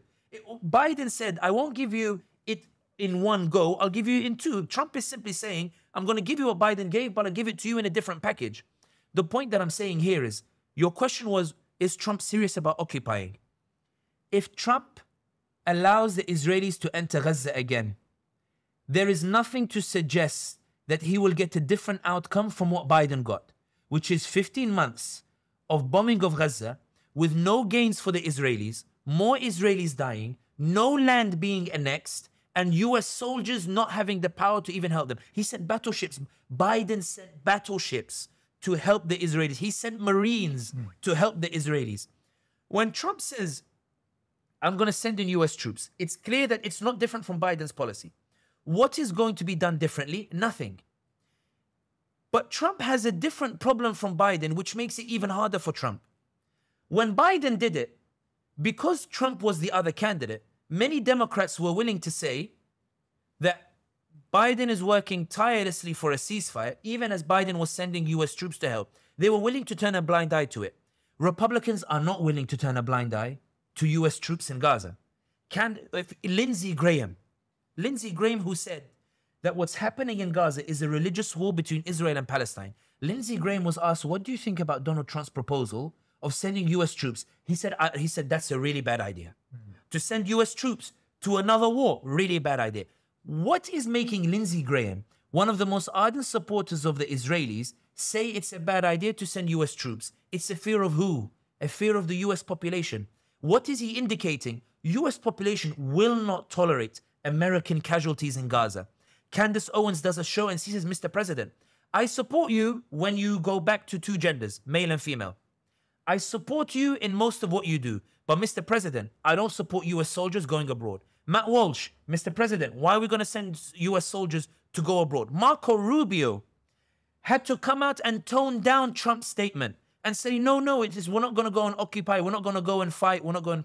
Trump has a unique problem in that his own supporters, even those who support Israel, are not willing to see US troops be sent abroad because they believe it will cost them domestically. So neither is Trump. So Trump's suggestion, there is nothing to suggest it will achieve any of the strategic objectives that Biden was ideologically hell-bent on achieving, nor does he have the support domestically within his own party ranks to do it, which is why the following day after announcing that he would send US troops, Middle East Eye reported and the media reported that he had contacted Saudi, Qatar and UAE and said, why don't we do a different model where you send companies to build the Riviera and we will invest in the Riviera via your companies. This is the idea about bin Salman allowing foreign ownership of property in Mecca, provided it's a Muslim company that owns it. So foreign people can invest.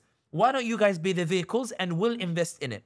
Suggesting that it may well be, and don't hold me to this, but it may well be, Trump doesn't want to send troops. Trump wants to provoke Saudi, UAE, Bahrain, and Egypt into sending a force there. Trump wants to provoke them into containing Hamas. Trump wants to provoke them into sending the Palestinian Authority and entrenching the Palestinian Authority into Gaza itself. Does that plan resemble a plan that you've heard before? It does. It is Blinken's plan. It's Blinken's plan when he said, we want to establish a peacekeeping force of regional powers and we want to establish the Palestinian Authority in Gaza itself. The point I'm making is there is absolutely no difference whatsoever between what Trump has announced he wants to achieve and what Biden tried to achieve in 15 months. Ergo, if Biden didn't achieve it in 15 months, giving every support he could to the Israelis, if the Israelis threw everything, knowing they had full US support and full international impunity, and impunity from ICC and ICJ, and US would veto every single resolution, Israel had all of that support and still could not annex Gaza, still could not drive the Palestinians into Egypt, still could not drive the Palestinians into Jordan. What makes anyone think that Trump can do anything differently? And herein lies the crux of the issue. The ceasefire may fall, the ceasefire may collapse, but we'll go back to a situation very exactly the same as we had under Biden. Nothing better, nothing worse.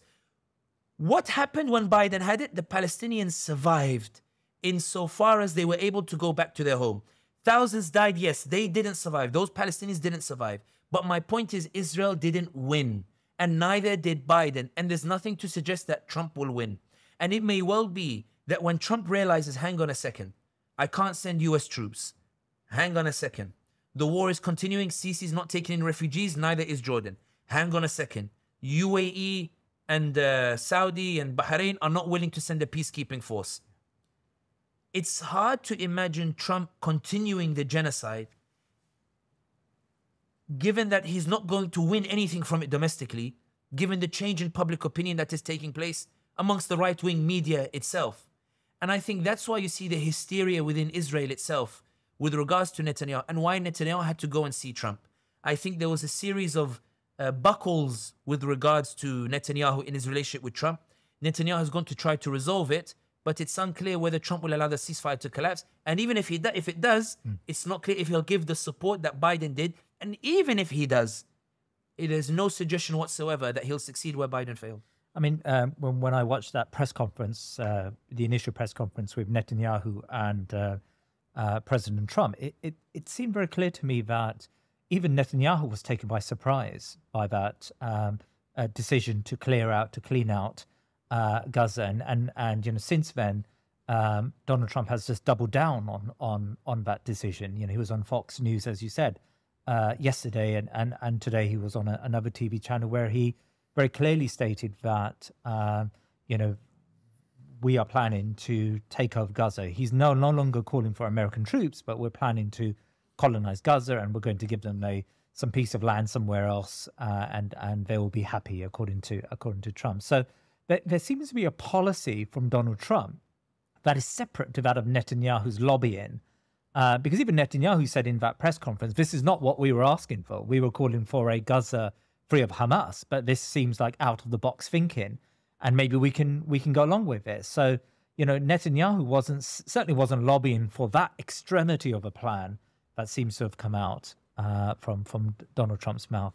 I actually agree with the point that I think that Netanyahu went there to Washington and came back with something that no US president has ever promised him before. He looked shocked by the announcement as well. Yeah. And that's the consensus amongst even American analysts, that Netanyahu was taken by surprise. Yeah. And I think even the chief of staff in the White House, or of the armed forces, told media that the first we heard of this plan was in the press conference itself, that we haven't been told by Donald Trump, which suggests it was an off-the-cuff remark. What I will say is, if you remember in the first term of Donald Trump, he threatened many times that he would put maximum pressure on Iran and might even go to war with the Iranians. When John Bolton said, let's go to war, Trump sacked him. Trump said, I'm going to go and impose full tariffs on Canada. Within a week, they've come to an agreement. This is where people think that perhaps Trump is doing the whole deal-making thing. Let me go high, and then people say, okay, I'll settle for something lower. Shock tactic, and then accept something lower. That might be true, but it might be equally true that he means it. Which is why I prefer to answer the question less from whether Trump means it, and more, can Trump achieve it? Can Trump actually do it? Can Trump actually... And the reality is that I think what the Arabs are trying to impress upon Donald Trump is, especially the Saudis, is this is an issue that can get bin Salman assassinated. This is an issue that can topple my whole government. Jordan is saying this is an issue that can topple my whole monarchy. Sisi is saying this is an issue that might topple my whole government. So you might think in pushing this that you're coming up with a peace plan. But what happens if something like Syria happens, where Assad falls, and you now have an entity that comes in that believes ideologically in the eradication of Israel? In other words, it may well be that Trump tries and it starts a domino effect, and you see these regimes fall, and it causes a catalyst of events whereby suddenly Trump's over-eager support for Israel is what leads to its destruction. The reality is, David Hurst wrote a good article in Middle East Eye, even if I disagree with some of it, where he said that Trump's rhetoric has brought all of the Arabs into a firm stance with regards to Palestine in a way genocide never did. Yeah. Why is it bringing them in a firm stance? It's bringing them in a firm stance because they realize the risk now, an existential risk to their governments, that Trump's support for Israel is going to push. And that's why your question is, does Trump mean it? I prefer to answer the question, can Trump achieve it? And judging from the way the Palestinians have stood firm, I don't think there's any way Trump can achieve it. And when you look at the reasons why he withdrew from Afghanistan, what did he say? He said, we invested so much money, so much troops, we got nothing out of it. When he gets nothing out of Gaza after another year of genocide or the like, and may Allah protect Gaza, and may it never happen, and may Allah always make sure that they're protected. I'm not saying that I wish for genocide. I'm saying, analyzing it politically, Israel achieved no strategic aims. Yoav Gallant said we achieved no strategic aims.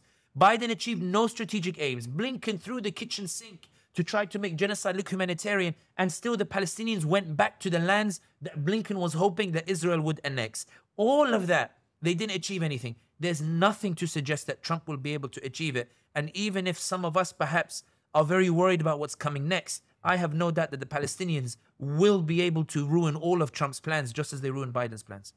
Sami, let's talk about the Arab League, because of course the Muslim leaders, as you've said, you know, they've betrayed, probably certainly have betrayed Gaza, but there was a conversation about the Muslim League coming together and showing a unified front. I think they've got a meeting coming up towards the end of this month. How do you assess sort of the response of the Muslim League as an organization?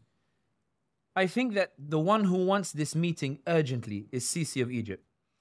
I think that Sisi genuinely believes he's in a real crisis now. Primarily because if Trump forces the others to buckle to his plan, and if the Gulf states support him in his plan, the first place that the Palestinians go will be Egypt. If he's forced to open the border and the Palestinians come in, the Palestinians will resist from inside Egypt. Israel will use it as an excuse after it annexes Gaza to go into Egypt itself, and then it will take Egypt, and then he believes he won't be able to rely on international support and the Americans or the like. So Sisi wants to get the Arab League together to say to them, guys, we're all on this table over here. I need a guaranteed confirmation that none of you will support this deal. The problem, however, is for an emergency meeting of this gravity, you would expect the meeting to take place tomorrow, the day after, maybe this week.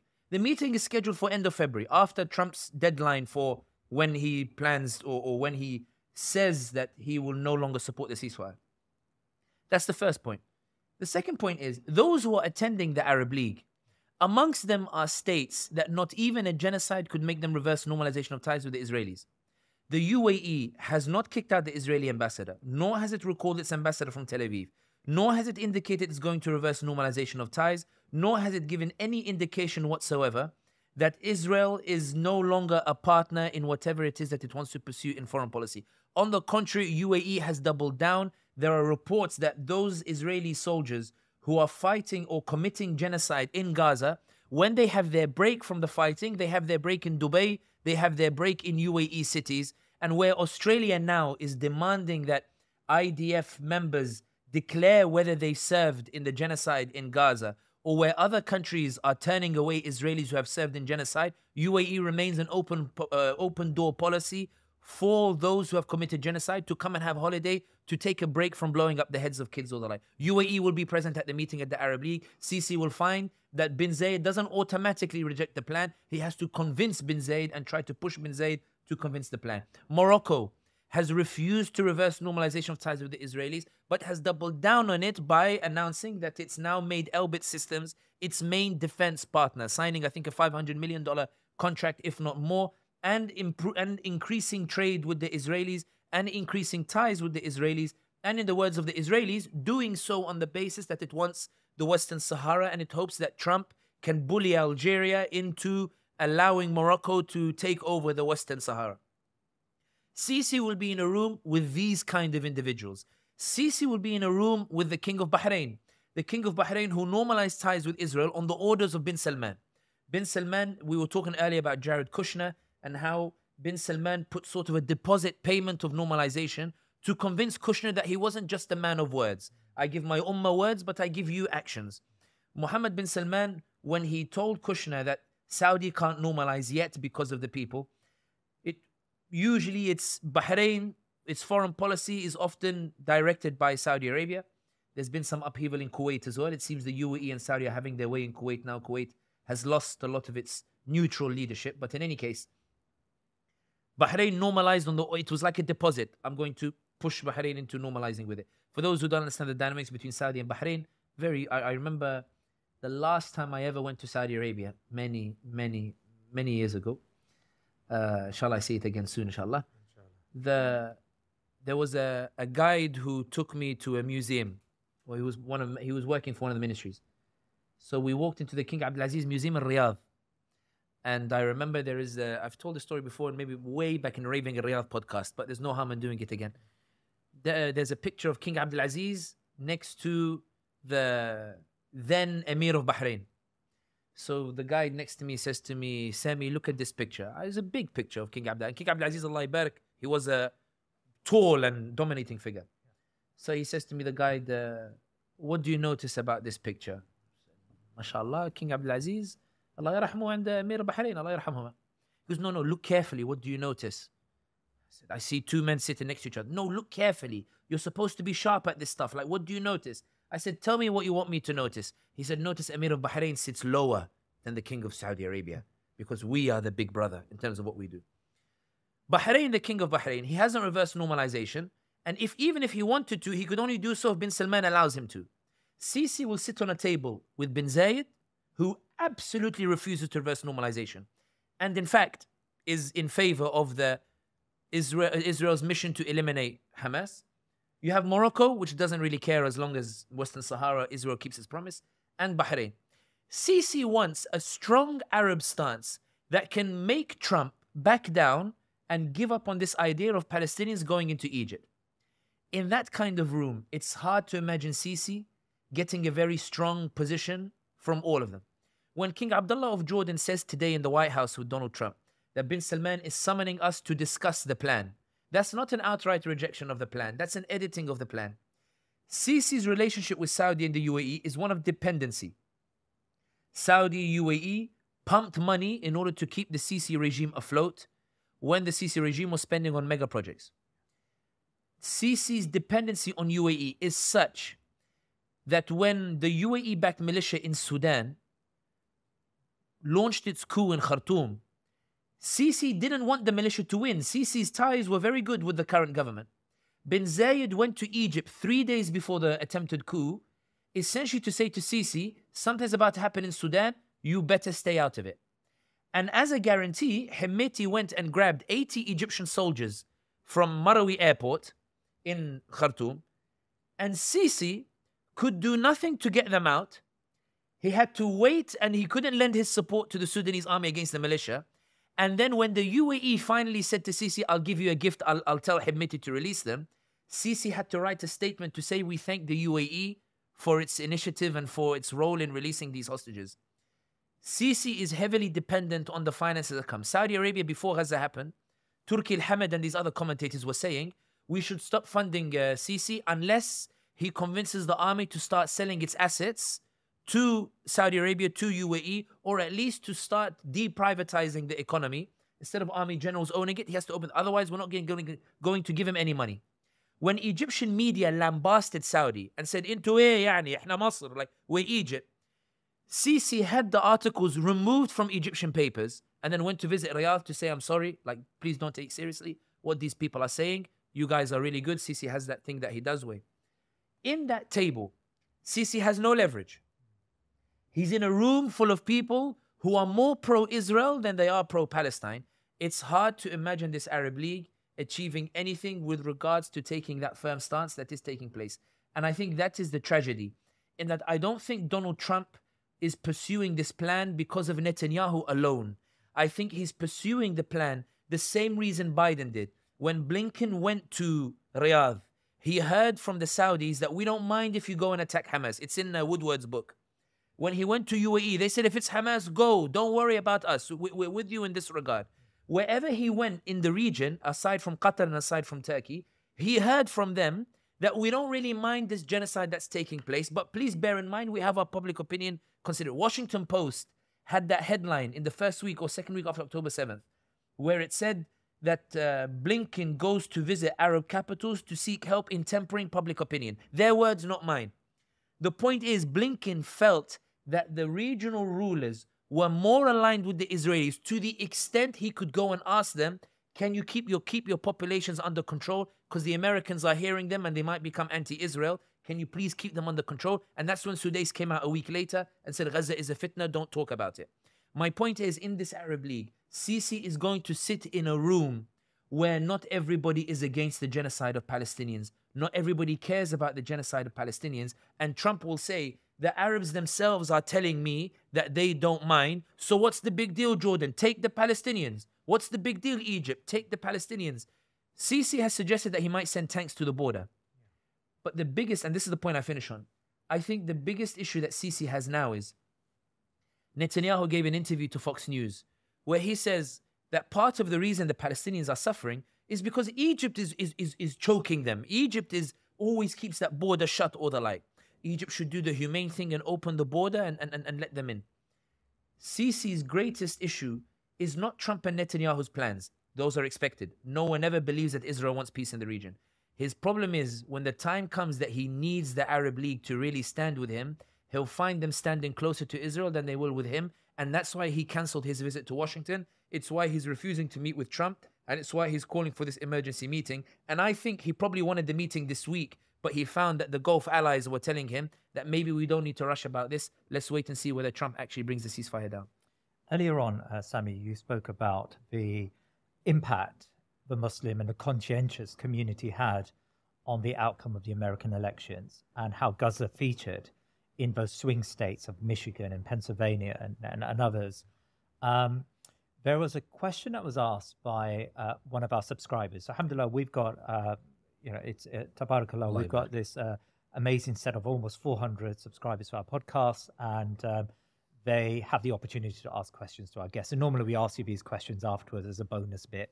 But it was a really good question from Sister Seerah, and I want to ask you the question now. Seerah asks that we were told that if we vote against the Democrats, then there will be an internal conversation that takes place within the Democrats. And in 2 years' time or 4 years' time, next election, midterms or the next presidential election, there'll be a reckoning with the Palestinian issue within the Democrats. And I suppose her question really is that, has that reckoning taken place? Is it going to take place?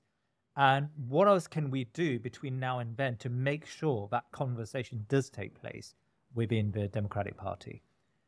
I think that this question is best answered if you look at the Democrat calculations following their defeat in the elections.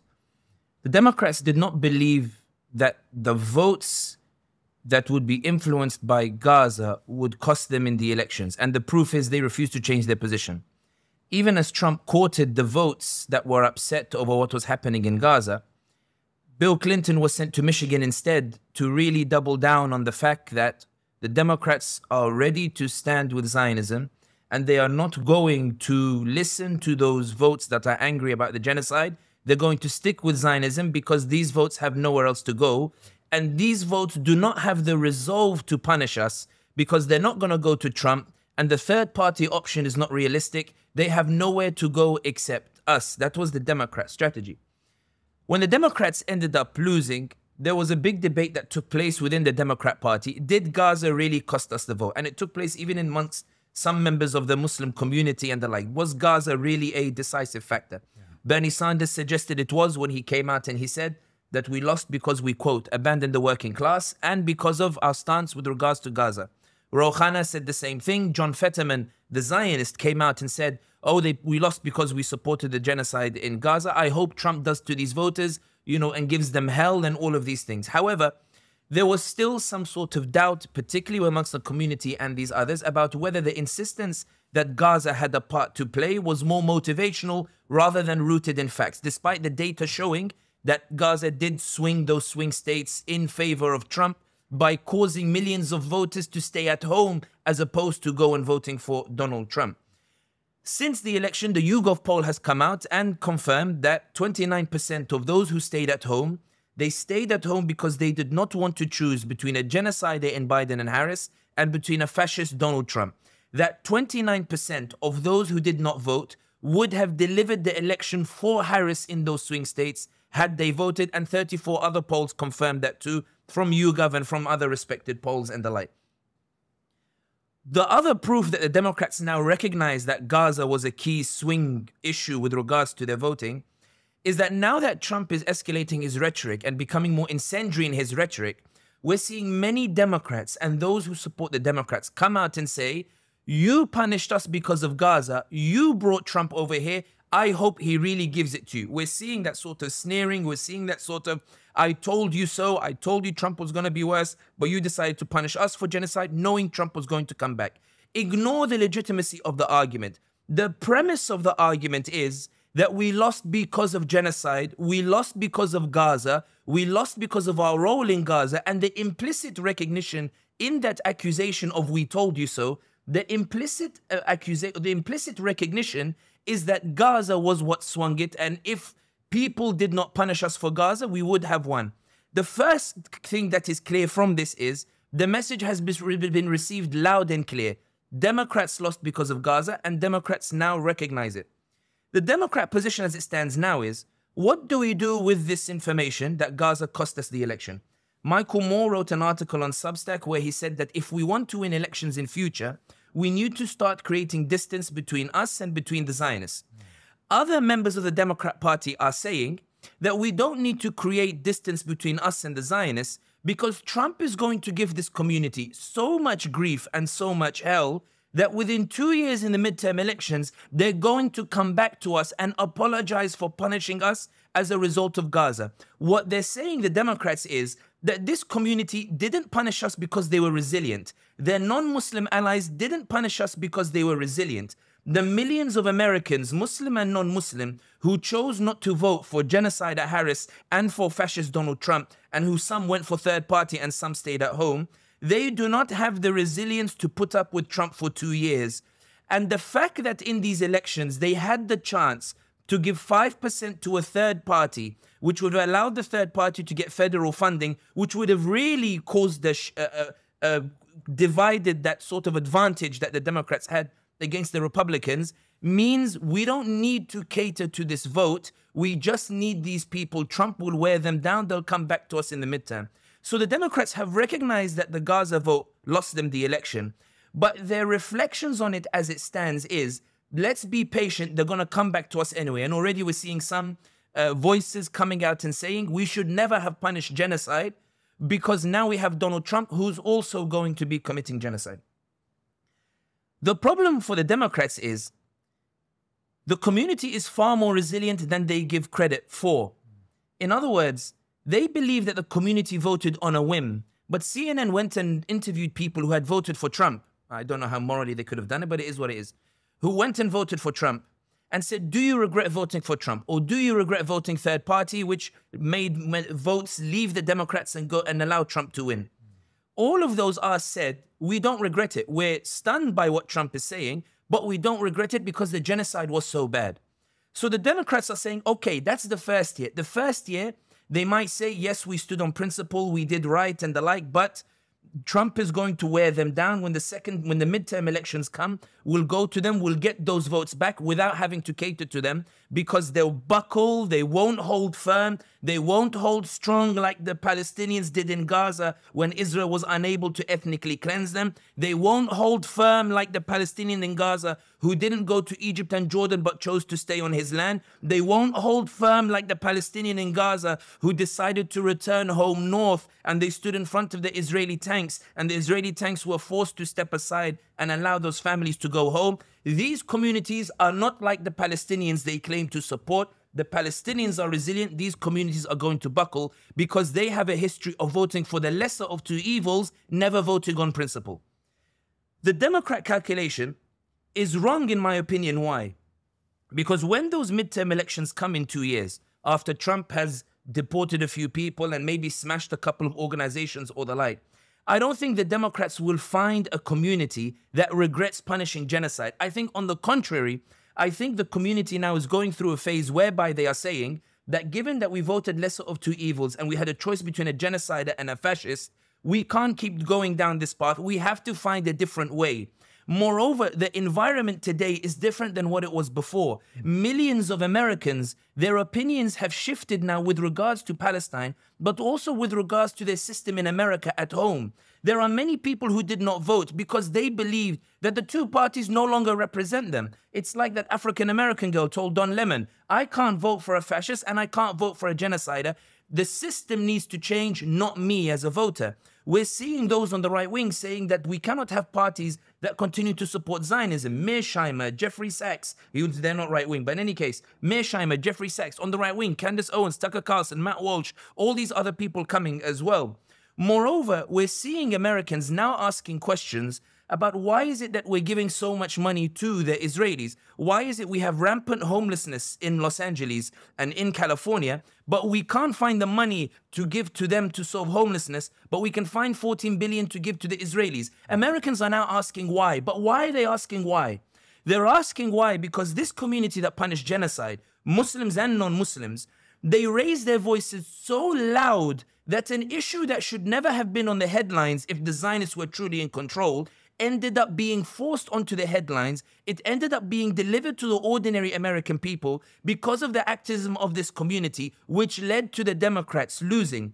What the Democrats fear is that when the 2 years comes and the midterm elections come, when they go back to the community, they won't find a community that has buckled. They won't find a community that regrets. They will find a community that might be sweating. They'll find a community that might be slightly ragged. They'll find a community that is struggling against fascism with the help of those millions of Americans who reject fascism as well. And these community will say to the Democrats, are you coming back to me with the same sneering face when my people were being killed in Palestine, in Gaza, when kids' heads were being blown off, when people were being slaughtered? You've had 2 years to repent. You're coming to me with the same face. I'm wrestling with fascism, but I will never allow genociders back into power. I'm sorry, I'm not giving you the vote in the midterms. I'm going to give it to independence. I'm going to give Shaukat Adam in the UK another term. I'm going to give Adnan Hussein in the UK another term. This time, the third party only got a limited number of votes. Maybe this time, instead of sitting at home, now that I believe I could topple the Democrats, maybe I can actually give it to a third party this time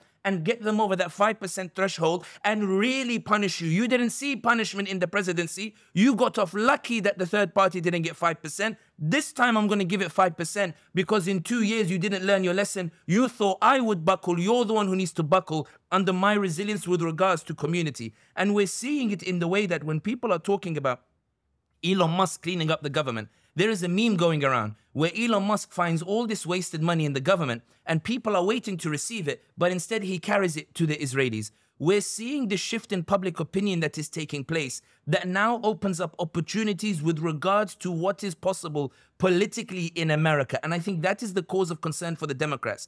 The question is not whether the community was right to punish genocide. The question is whether the Democrats ever want to win an election again, whether the Democrats ever want to be in party again, whether the Democrats ever want to gain those votes that stayed at home because they were disgusted at the genocide that they perpetrated. The question is not whether those who took a stand on principle did the right thing to do the right thing. The question is whether genociders learned the lesson or whether they want to lose again, because this is a community that is ready to struggle for what's right. They're ready to dig the trench with the Prophet Muhammad sallallahu alaihi wasallam. They're ready to keep marching with him even when he loses in Uhud. They're ready to march with him even if he signs the Treaty of Hudaybiyah. They're ready to raise their voices with him even as he's being beaten up in Mecca. They're ready to line up behind him, and they are not willing to compromise on these principles, especially if it means that it favors the genociders instead. And this is why I think that when you look at what's happening in America, Trump is coming after those who might have limited access to healthcare.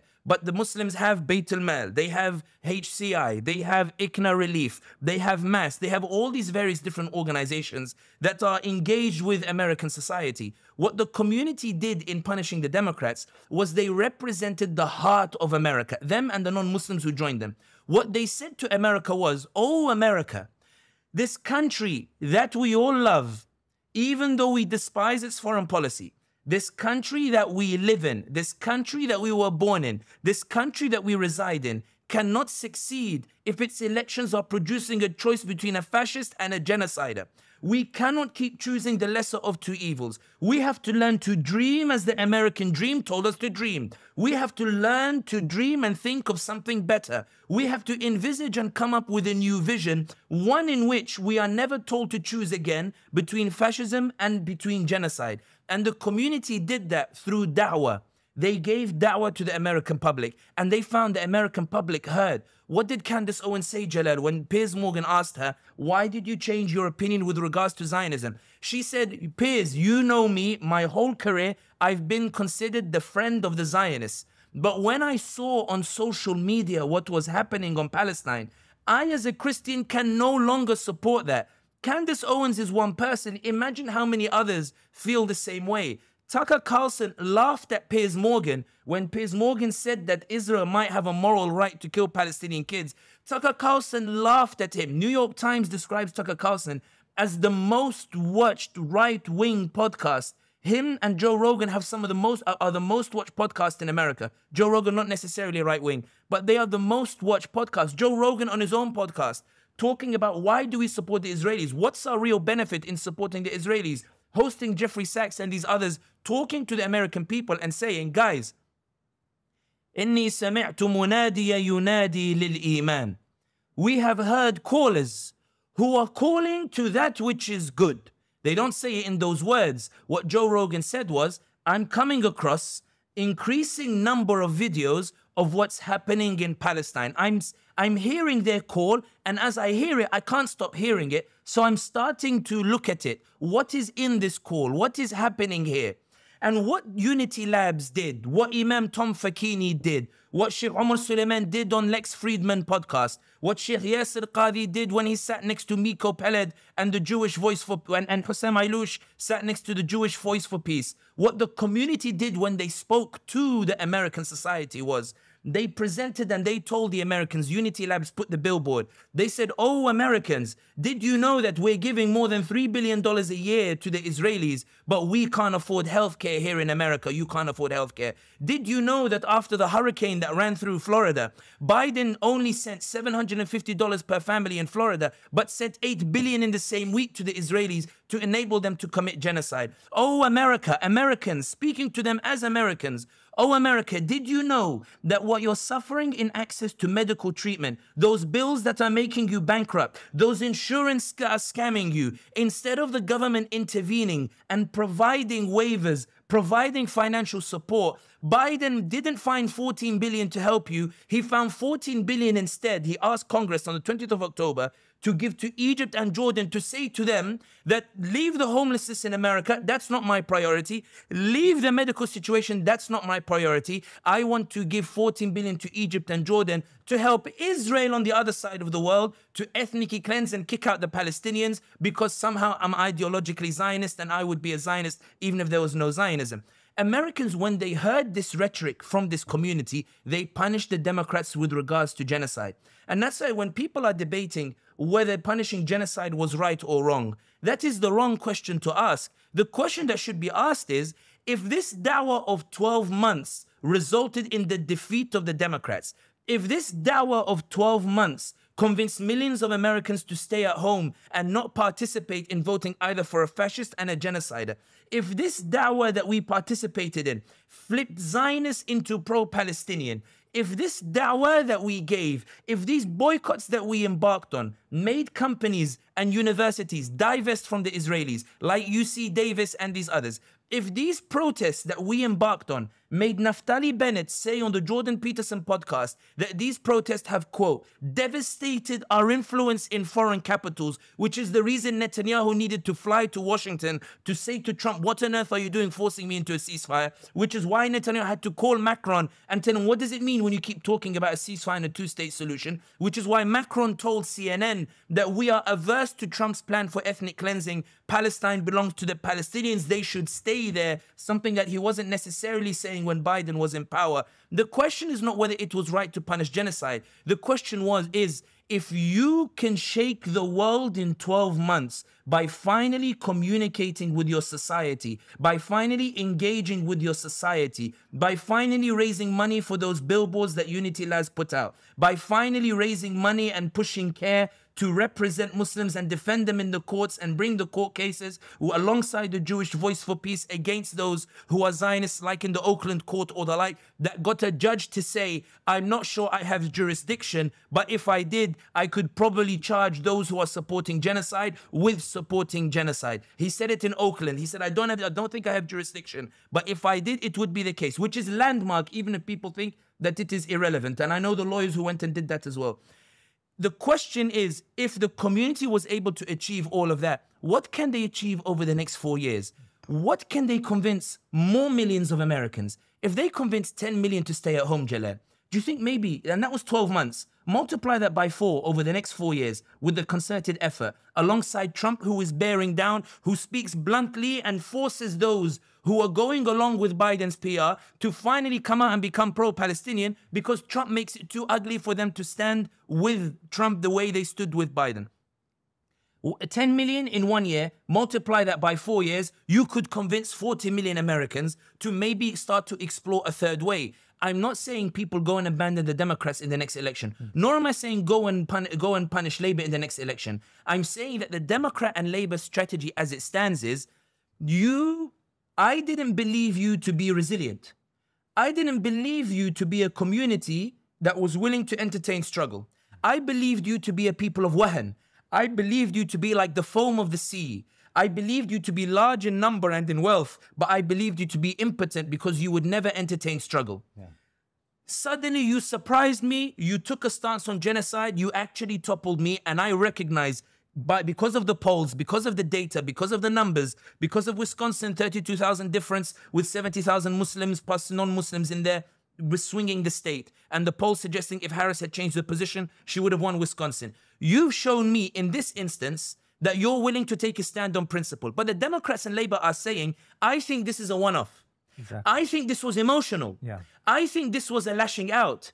I don't think you're people who are resilient. I think you're a people who are going to crack. Yeah. Zionists don't crack. Zionists have not let up. Democrats lost. And when Trump did a ceasefire that they did not want, they spent even more money to try to lobby the Americans. Netanyahu flew to Washington. The tech companies are trying to revise their laws about cracking down. The universities are changing their laws and their policies. They didn't go home and say everything is done. They said, oh my goodness, we have to spend more money. We have to embark on more initiatives to push that down, because this power is manifesting itself in a way it has never manifested before, because this is not a minority that is revolting. This is a minority plus Americans, plus white Americans, black Americans, Hispanics who are changing their minds because of this da'wah. The Zionists did not stop against you because they don't believe this community to be powerless. So the Democrats, what they're saying, and the Zionists are saying, they're saying, okay, this was understandable. The genocide video was everywhere. But let's gamble on Trump. Trump is going to give them hell.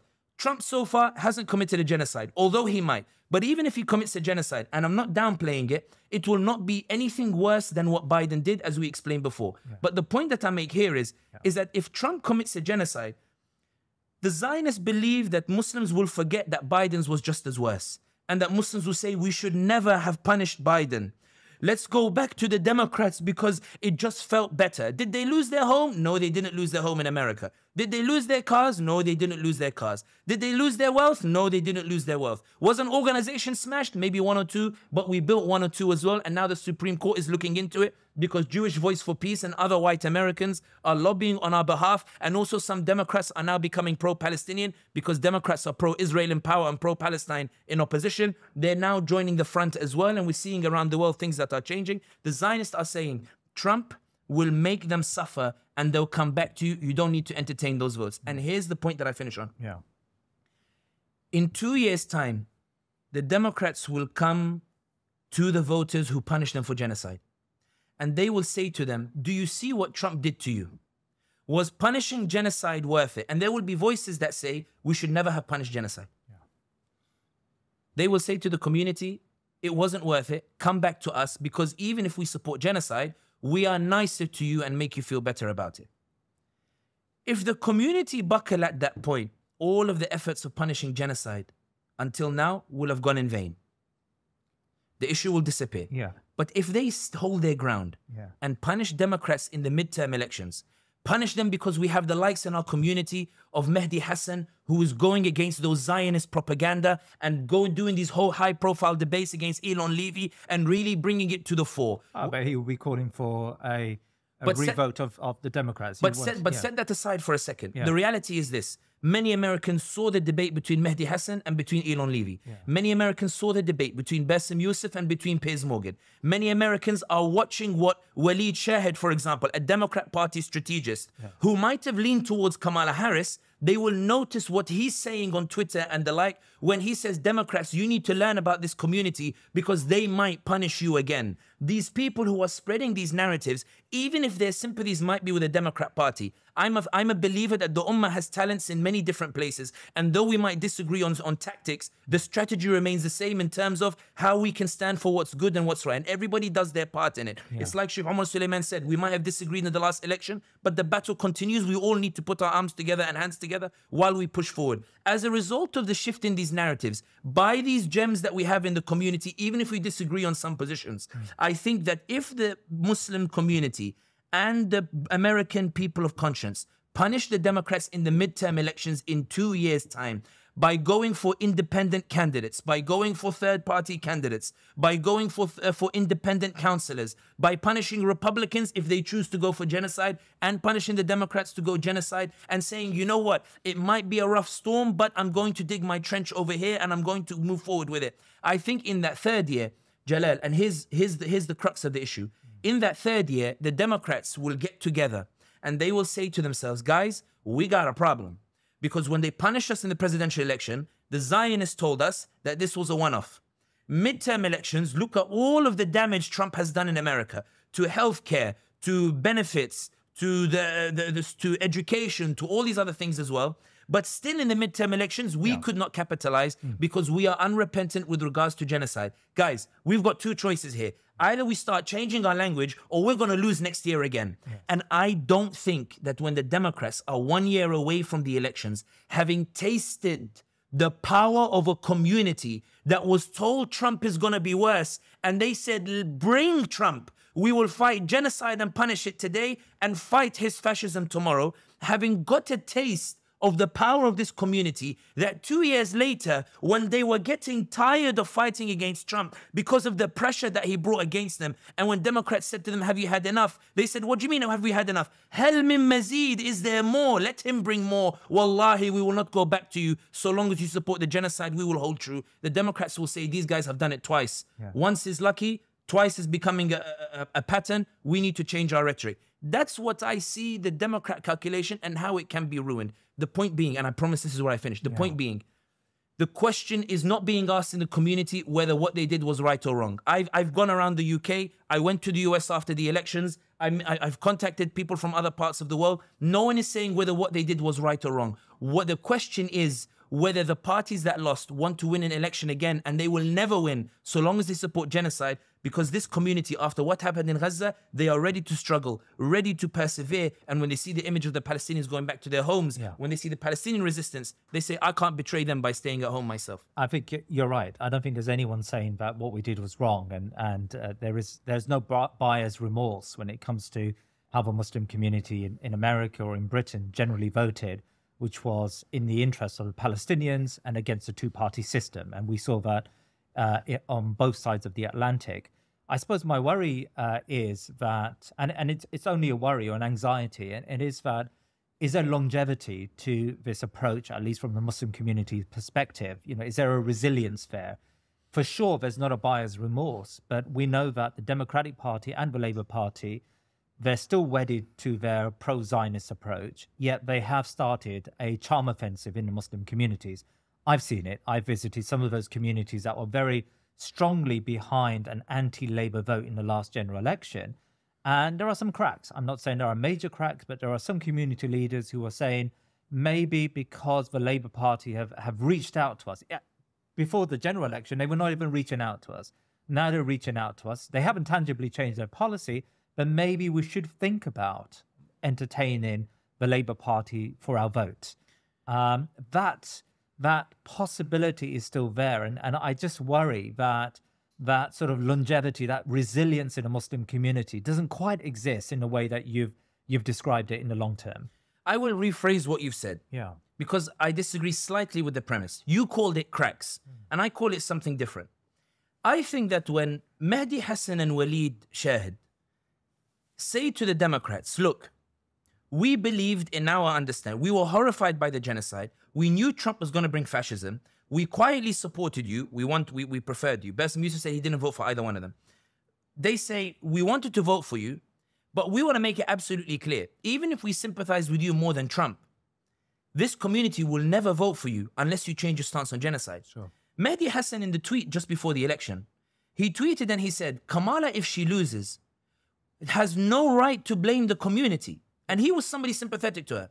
He said she can only blame herself because we're all telling her that if she wants to win this community, she has to change her position on genocide. Walid Shah had said the same thing. I don't call it a crack. Yeah. If these people sit with the Labour Party and tell them bluntly that even if we sympathize with you and we recognize that you are better than the Conservatives, and there is an argument for that. Historically, all the human rights that people enjoy today, minorities enjoy today, has come more from the Labour Party and has from the Conservative Party. I think there's no harm in these people saying, look, even if we sympathize with you, this community won't vote for you for genocide, and we have no face to back you if you continue to support genocide. Yeah. There's no harm in that. I don't call that a crack. Nor do I think it's a crack if Labour adopt a policy of listening to the community and hearing what they have to say. There's nothing wrong in that. The problem comes if Labour listen to the community and then continue to support genocide. At that point, the community says, we're not inherently against Conservative or Labour. We're not inherently against Republican or Democrat. When Donald Trump came out and said one of my first moves will be that there will only be 2 genders, male and female under my government, nearly every Muslim celebrated. They said, Alhamdulillah, finally we're not have to dealing with this transgender stuff being rammed down the throats of our kids. There are issues that we align with the Republicans and issues that we align with the Democrats, likewise with Labour, likewise with Conservative. The Muslim is not Labour nor Conservative. The Muslim is not Republican, nor are they Democrat. The Muslim is a mercy to society and they judge based on who is better for society at any particular given time, or they go and search for a third way. It's not a crack for Labour to talk to community leaders. I think the crack comes when Labour say, we're not going to change our position, but could you go and get the community on board anyway? Yes. At that point, you have a crack. But what Gaza demonstrated, which is why I'm not as worried about it as your question suggests, what Gaza demonstrated was, we saw people who are aligned with the Democrat Party scream from the rooftops that we still had to vote for Democrats. We saw those aligned with the Labour Party. We saw imams coming out and saying, we have to vote for the Labour Party, even if they support genocide. We saw it. I always prefer to give people the benefit of the doubt. Their interpretation was, the fascism of Trump is going to be way worse. I'd rather settle for the lesser of 2 evils. That's their opinion. My opinion was that we should dig our heels in and finally stand for something, ride the storm, and then see the opportunities that come after. That's perfectly fine. But my point here is this, Jalal. When the ummah, the community that has khair in it, ya Jalal, my ummah always has khair in it. My ummah is never powerless. Allah has never taken power away from it. Allah has always given power to my ummah, to the ummah of the Prophet Muhammad sallallahu alaihi wasallam. Allah has always given power to the ummah to change at any moment. When this ummah was presented the 2 strategies, Jalal, of let's forgive genocide to avoid fascism, or let's punish genocide and then fight fascism. Which is why when we discussed in the podcast before the elections, presenting what many people didn't know, the idea that there is a 5% rule for a third party. Hint, hint. When the ummah was given these 2 choices, forgive genocide or punish genocide, both presented their arguments, both used their channels, both camps did. Thinking Muslim did it and Zeteo did the other argument. It was there. The ummah always has khair. The ummah said, this argument is better. Let's go and punish. And that's why for me, I don't call it cracks. The ummah will never agree to a wrong. I think that in the next election, Labour will come and they will say to the community, we want your votes. Why? Because we noticed in Birmingham, one MP that we had a majority of 30,000. She now only has 500. West Streeting in Ilford North lost to Leanne by less than 500 votes. And she only lost because many in the community didn't actually believe that they could succeed in it. This time she might actually lose. Let's go and listen. If Labour come and say that genocide is a war crime and Netanyahu should be arrested, this genocide is abhorrent and we are going to do an arms embargo on the Israelis and we are now going to stand against this genocide, then Jalal, I don't see anything wrong with the community saying, if this is truly your policy, then fine. But if Labour come and say, no, Israel has a right to do what it's doing in Gaza, but we want a 2-state solution, we tell them, Tuz, I'm sorry, there's no way you're getting the votes back here. And not only that, Labour, you're making a miscalculation here. Leanne only lost because the community believed enough to stay at home, but not enough to go and vote for her. The Democrats lost because The community believed enough to stay at home, to punish genocide by stay at home, but didn't believe enough in their ability to break your advantage by going third party. When they tasted that 2024 election, Labour Party or Democrats, those guys who stayed at home might actually spite you further by actually going third party and forever breaking your advantage that you had. The point that I'm saying is, let people meet with the Democrats and Labour. Let them hear the da'wah. Let them be like when the Muslims speak to Abu Sufyan. Let it be like the way the Muslims write the letter to Heraclius. Let it be like when the Prophet Muhammad ﷺ writes the letter to Persia. Let them state clearly like the Imam's letter. They will never win the vote of British and Americans who are against genocide, Muslim and non-Muslim, so long as they maintain their policy of supporting genocide and supporting the Israelis. Let it be known that this is a community of resilience that will never go back unless finally the politics changes. And the reality is this, Jalal. Ibn Khaldun says a status quo never lasts. We always talk about Britain like it's always been a two-party system. It hasn't. Labour Party was established in the late 1920s and ended up becoming a major party after that. Before then, it was the Whigs and the Liberals and all these others. It's been about 100 years since Labour Party have really been a force to be reckoned with. That's a short period in the whole tapestry of history. When you look at in the US, for example, the reality is that they had their civil war maybe 200 years ago or the like. That's a small period of history in the tapestry of history. We always assume that our lives is the be-all and end-all of time. It isn't. These are all relatively new phenomenons that are bending and adapting based on the way that people are changing and the way people are asserting themselves. I was with Tyg Hickey, the Irish comedian who's doing those videos. You were Leicester as well. We met him over there as well. He was telling us about the Irish struggle against British colonialism. Ireland, the Good Friday Agreement was only in 1998. It was in our lifetime. We saw it on the TV, the Good Friday Agreement. Before then, there was the Troubles and a bitter war taking part in Ireland. Now you can fly to Dublin safe and you fly to Belfast safely. Once upon a time, not too long ago, you could not do that. Time is always changing, but it changes because of one thing, and this is the point that I finish on. It changes because of one thing. Because people always move. People always mobilize. People always defy evil. They defy oppression. And when oppression tries to go harder on them, the people resist oppression harder. And this is the point that I'm making here. When people are saying what's going to happen in the next 4 years, I don't know. But I do know that what the Zionists wanted to happen in the next 4 years is not happening because of protests, boycott, social media, and resistance of the Palestinians. That's abundantly clear. Zionists did not want a ceasefire was imposed. Zionists did not want to lose the narrative on global public opinion. They lost it, and the ADL says they'll probably never win it back, which is why we need to buy TikTok and we need to ban it in America. The Israelis never ever thought that their allies would question their policies. All of Europe now is questioning the Israelis. The Israelis during the genocide did not imagine that Germany would come out and denounce their plans to ethnically cleanse Gaza. Scholz, who supported Biden, is now coming out against Trump. The Israelis never imagined that the whole United Nations would come out against it and the US would be the sole party that vetoes against it. Israel never expected it. Why? Because they plan and Allah plans. They plan and we plan. They plan and the community plans. Democrats plan and we plan. Biden planned and we plan. And the reality is they're not as strong as we think they are. And that's why I think that moving forward, it's not about what do we do differently. It's about how do we sustain what has been done. How do we sustain the messaging on Palestine? How do we normalize language? How now we normalize genocide? That was impossible before. Do you remember not too long ago, we couldn't even say it was an apartheid regime. It was deemed to be something unacademic. Now everybody is calling it an apartheid regime. But that's because of the efforts of ordinary people. And this is why Heraclius, when he said to Abu Sufyan, who are the people who are supporting this man called Prophet Muhammad sallallahu alaihi wasallam in Mecca?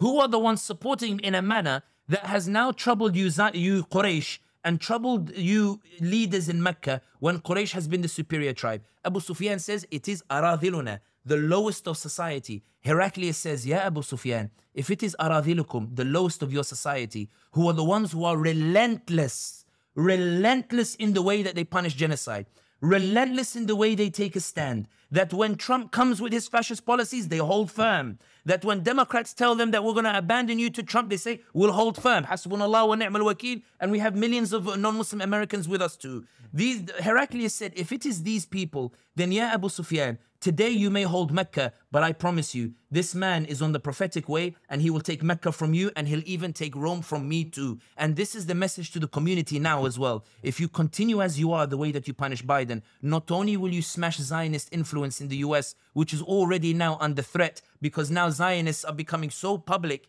in the way that they are lashing out that even Matt Walsh of Ben Shapiro's Daily Wire is coming out and saying we should cut all aid to the Israelis. Tucker Carlson saying we should cut aid to the Israelis. Candace Owens every single day is doing a video saying we need to stop supporting the Israelis. They've gone cuckoo. They've gone wild. The reality is that all of these changes is not because of bin Salman, bin Zayed and these others. It's because of the ordinary person who has a power that is so magnificent because their Lord is magnificent, and the Zionists, what they want more than anything else is for this community to shut up, for this community to go home, for this community to give up, for this community to stop engaging, for ICNA Relief to stop going and helping the Americans when Trump wants to abandon some of them, for Baitulmaal to stop donating to those communities that might be struggling with Medicare, because they don't want the Americans to see the truth of what's happening and to see that actually Muslims are far closer to them in justice and in mercy than these Zionists who are committing ethnic cleansing.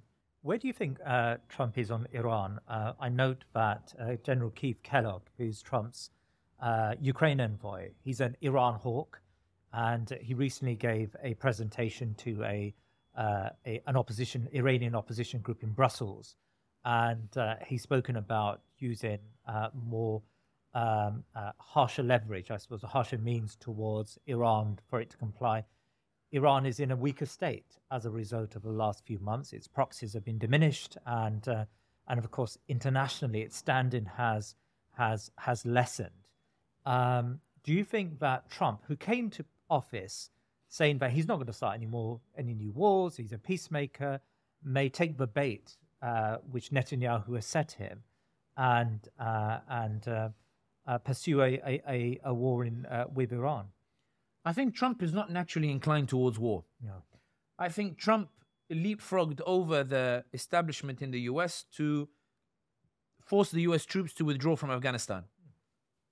I don't think that John Bolton or these others were happy with it, but Trump went through with it because he's not a warmonger. He's not like Biden. Biden is a warmonger, but Trump isn't.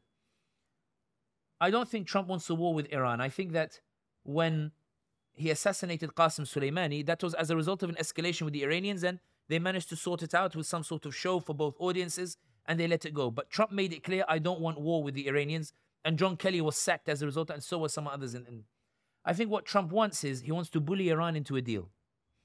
I think he wants to apply maximum pressure and then say to them, I'm willing to make concessions. I don't want to go to war. I just want to make some sort of deal. I don't want you to have nuclear weapons. I don't want you to have... The extent to which he's willing to push that is unclear, because this time you have the Netanyahu desperate for war with Iran, and you also have the Saudis and others in the region who want to see Iran pushed back completely. They believe Iran has been defeated in Syria. Iran is on very shaky territory in Lebanon. They believe, let's finish it off, get rid of the Houthis in Yemen, and also drive the point home and get the Americans to finally end Iran's push in the region, which has seen all these militias and proxies come up as well. Having said that, I don't think Trump is likely to go to war with the Iranians. However, a lot of those predictions will depend on what he does with regards to Israel, because Trump is not inclined towards a war or sending US troops. If he sends US troops to Gaza and he allows Israel to go to war, it would mark a departure from what we're used to seeing from Donald Trump, and it will indicate a different kind of thinking with regards to Donald Trump. But I think if gambling was halal, and it's not, I think one would say Biden was more likely to go to war with the Iranians than Trump is. Finally, Ramadan is coming up, and we often focus on our relationship with Allah subhanahu wa ta'ala in this month, and we try to extend our study and our reading of Quran. I'm struck by how often you say to me that if one wants to read a good book on politics, one needs to study the Seerah. Last Ramadan, I sort of said to myself, I'm going to dedicate the month to Seerah, but the elections in Britain came were imminent, and subhanallah, I think a lot of my time was spent on that. Inshallah, this year I would like to return back to that idea of studying the Seerah. So just give me some pointers. What should I be looking at when it comes to rereading the Seerah from a political perspective?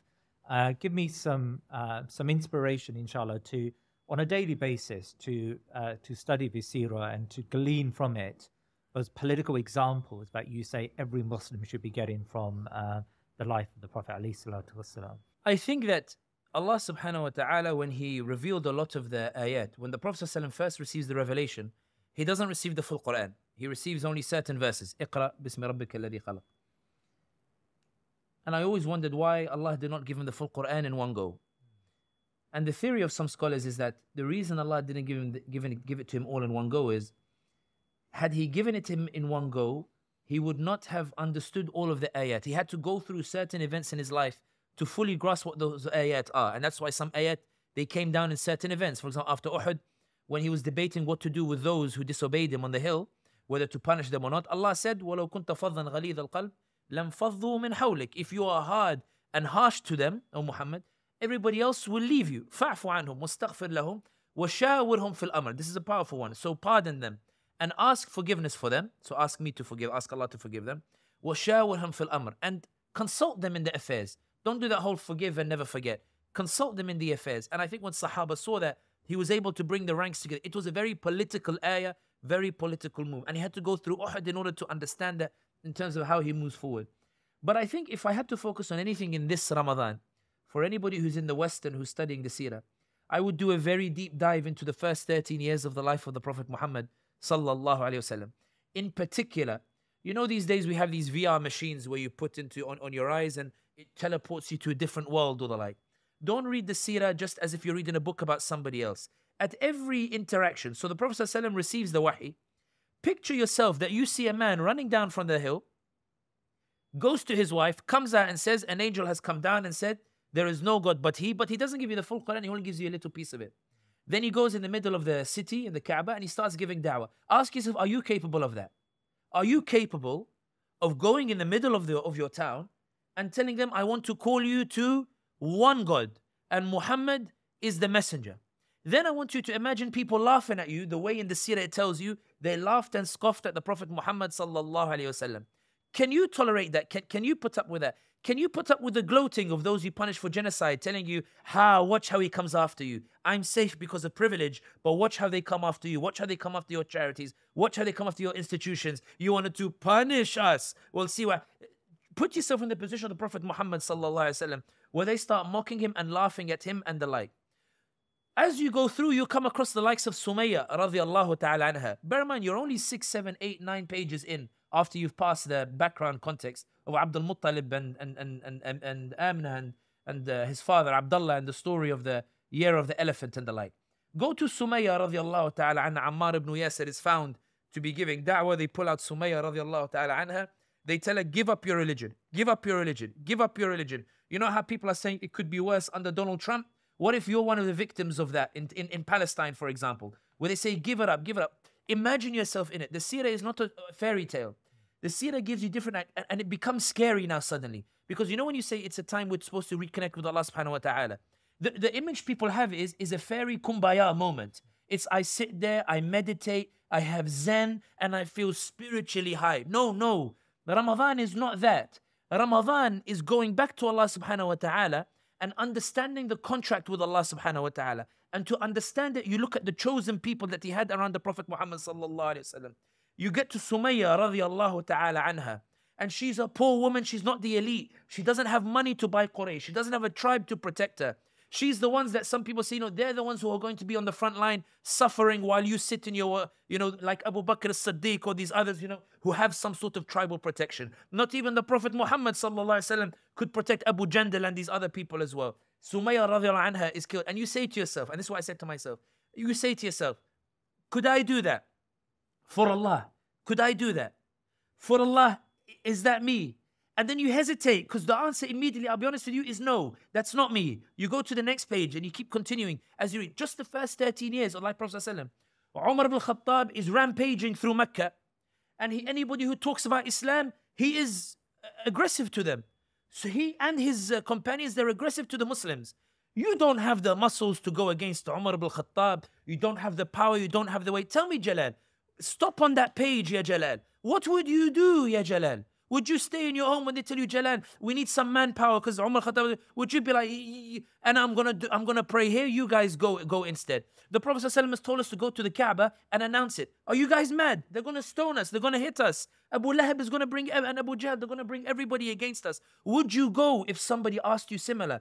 If you read it in a Kumbaya Zen moment, you'd be like, yeah, in a bit of a high. But when you ask yourself and you see it, let's go and punish genocide. Let's go and stand for what's right. Let's go out and protest. Let's go out and do the parallel of today. Let's go out. You suddenly realize there must be a smarter way to do this. That's what, when you apply it, smarter way. You know when people say, if I was in Badr, I would. Habibi, we're not even in Badr yet. We're already on just these examples over here, and already we're hesitating. We're not sure where we are. The Prophet Muhammad sallallahu alaihi wasallam for 13 years tells you he's the Prophet. Yeah, all you see is him being humiliated by Quraysh, organs being thrown on top of him, thorns being put in his path by Tabbat Yada Abi Lahab wa Tab. His wife is putting the thorns in his path. You see, for example, they are laughing at him on the street, and he keeps going to them. Every Hajj, the tribes, they come, 25 tribes, dignitaries, they come. And he goes to each dignitary telling them, I am the Prophet and Allah is one, and do justice and do whatever. And they say to him, he does it. When is he going to give up? 12 months, and people are saying, have Democrats learned their lesson? 12 months, everybody's saying, another 4 years of struggle. 13 years, he's telling you, go and struggle. And he doesn't seem to be making any tangible gain materially in terms of going around and establishing a city, establishing an army. You're 12 months hesitating, and you claim you would last 13 years with the life of the Prophet Muhammad sallallahu alaihi wasallam. You don't have to. If you do it properly, you won't finish the first 13 years of the Seerah of the Prophet sallallahu alaihi wasallam, because you'll get to the point where Muhammad sallallahu alaihi wasallam says to his companions that some of you are struggling, and I know it true. Who wants to go to Abyssinia with Ja'far ibn Abi Talib? Because he sends the weaker ones, the ones who are, would you have said like Bilal ibn Rabah, radiyallahu ta'ala an, who had the chance to go home. When everybody says, I want to go home, I want to go to Tunis, I want to go to Mecca, I want to go to Wakanda, I want to go to... Bilal ibn Rabah has the chance to go home with Ja'far ibn Abi Talib as part of a delegation. The Rasulullah says to him, no man there is wronged, you will be safe there. Bilal ibn Rabah says, my place is here, Ya Rasulullah. My place is here. Ja'far ibn Talib says, if the Prophet had not sent me, I would have stayed with him. I don't want to abandon you, Ya Rasulullah.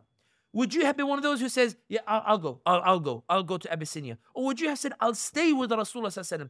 Are you mu'min or muhsin? Which category are you? I'm not saying there's categories between them. I'm saying, would you have said, let me stay in the belly of the beast, or let me make hijrah and get out of here?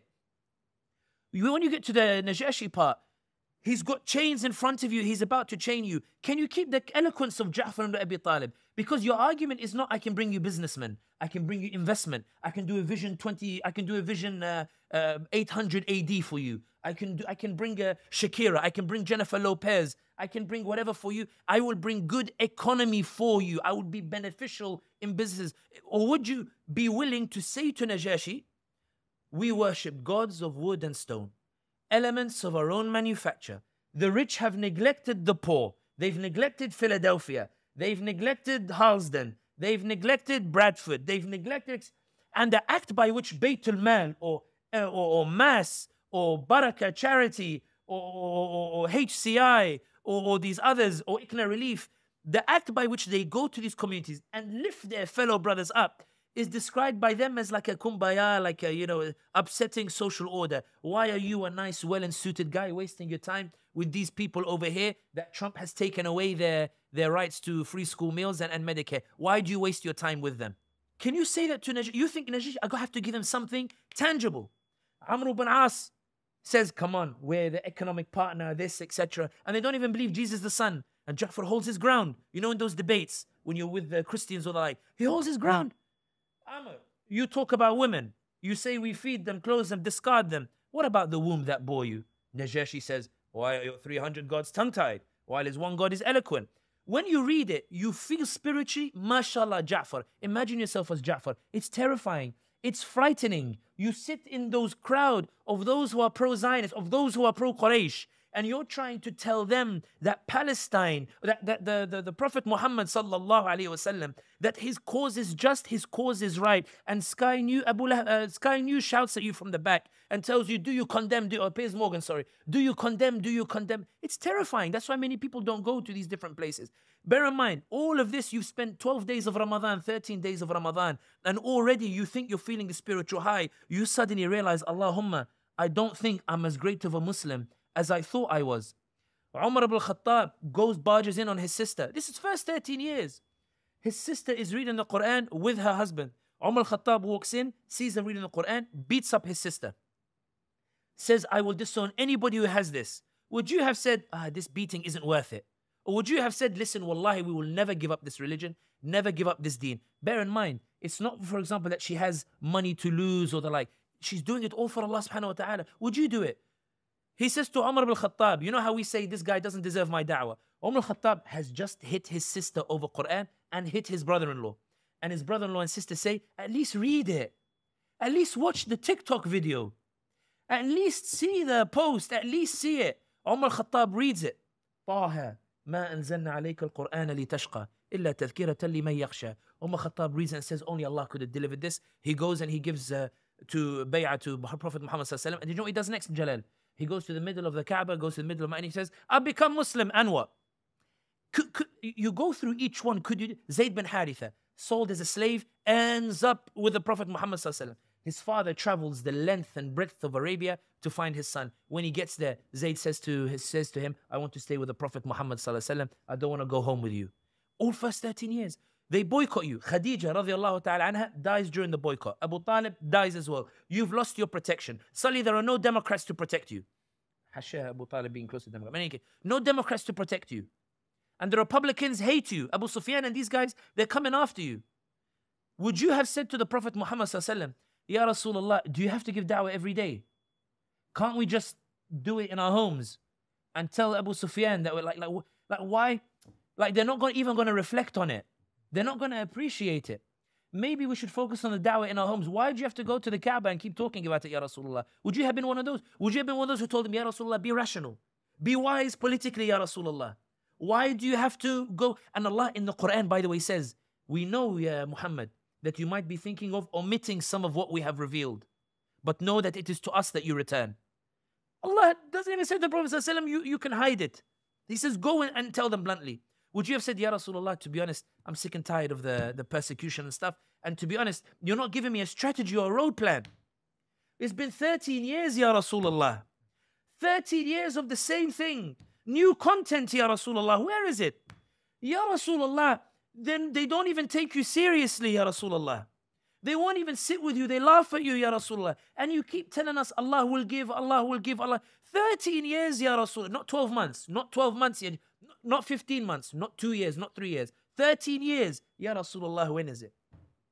When Aus and Khazraj come, suddenly they're shocked. And Abbas tells them, you guys, you do know if you support the Prophet Muhammad sallallahu alaihi wasallam, you know all of Arabia is going to come against you. You know if you go and punish the Democrats, Zionists and Trump will come after you hard. You know if you stand with him for what's right, you know he's got no army with him, yeah? You know the other side has all the media on their side. You know they're strong, right? Are you guys mad going to lend your support to the Prophet Muhammad sallallahu alaihi wasallam? Do you know what could happen in the next 4 years if you give him your support? Aus and Khazraj, they turn around, they say, yes, we know what we're giving to the Prophet Muhammad sallallahu alaihi wasallam. Can you honestly, hand on heart, when Abbas paints you the picture of Ghatafan, Quraysh, the biggest, the most powerful tribe, and all these other tribes coming against you, just because a man came from a cave and told you that there is one God and I am his messenger and here is my miracles, the proof. That is a book, not a white light like Musa alayhi salam showing it in the hand, not a staff being thrown and it's becoming a snake. He tells you, I have a book revelation from Allah subhanahu wa ta'ala, and he says, based on this, I want you to support me.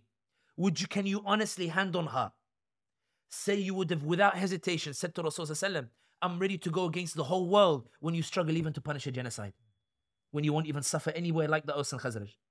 And when Abbas says it, just so my dad doesn't shout at me again like he did last time when I told the story in Michigan, when I told the story about how they said, yes, we're ready for it. And I told it before, but I love telling it because it's a wonderful rebuke for me where you think you know something, but you don't. And it's very recent as well. People always think wisdom, you get it and khalas, you live it for the rest of your life. No, it comes constantly the more you interact with people. He says to me, Sami. I said, yes, Baba. He said, I heard you tell the story about the bay'ah. I said, yes, Baba. He said, but you didn't tell the story properly. The point of the story, you didn't tell it. I said, Baba, what did I miss? He said, Abbas tells him. I said, yes, Baba. I said, Abbas tells him the struggle. He goes, yes, I get it. Struggle, struggle, struggle, struggle, struggle. But that's not the point of the story, yes, Sami. I said, then what's the point of the story, Baba? He says, what do they ask Rasulullah sallallahu after the interaction with Abbas? And I went, Baba, I forgot. I had forgotten. I'm reading the Seerah. I forgot that particular part. I was focused on the struggle part. I forgot the other part because I spent my time 4-year plan, first year recognition, second year reflection, third year Democrats come and take your votes, or maybe you go third party, Labour, councillor, punish, Muslim vote, Australia, Albanese, hung parliament, etc. You spend your time doing the political scenarios. He said, I see you doing all these political scenarios, etc. But I fear, ya Sami, in your analysis of it, you are forgetting one most important aspect. What did they ask Rasulullah sallallahu alaihi wasallam after they spoke with Abbas? I said, Baba, I forgot. He says, my son, they asked him, what's our reward? What's our reward if I put up with a struggle because I stood for what's right? What's my reward if I do what's right and I bear the storm that comes with it? What's my reward if I finally say enough is enough of lesser of two evils? What's my reward if I say the world cannot continue as it is? Even if I have limited power, I'm going to hold my ground and I'm going to do what's right.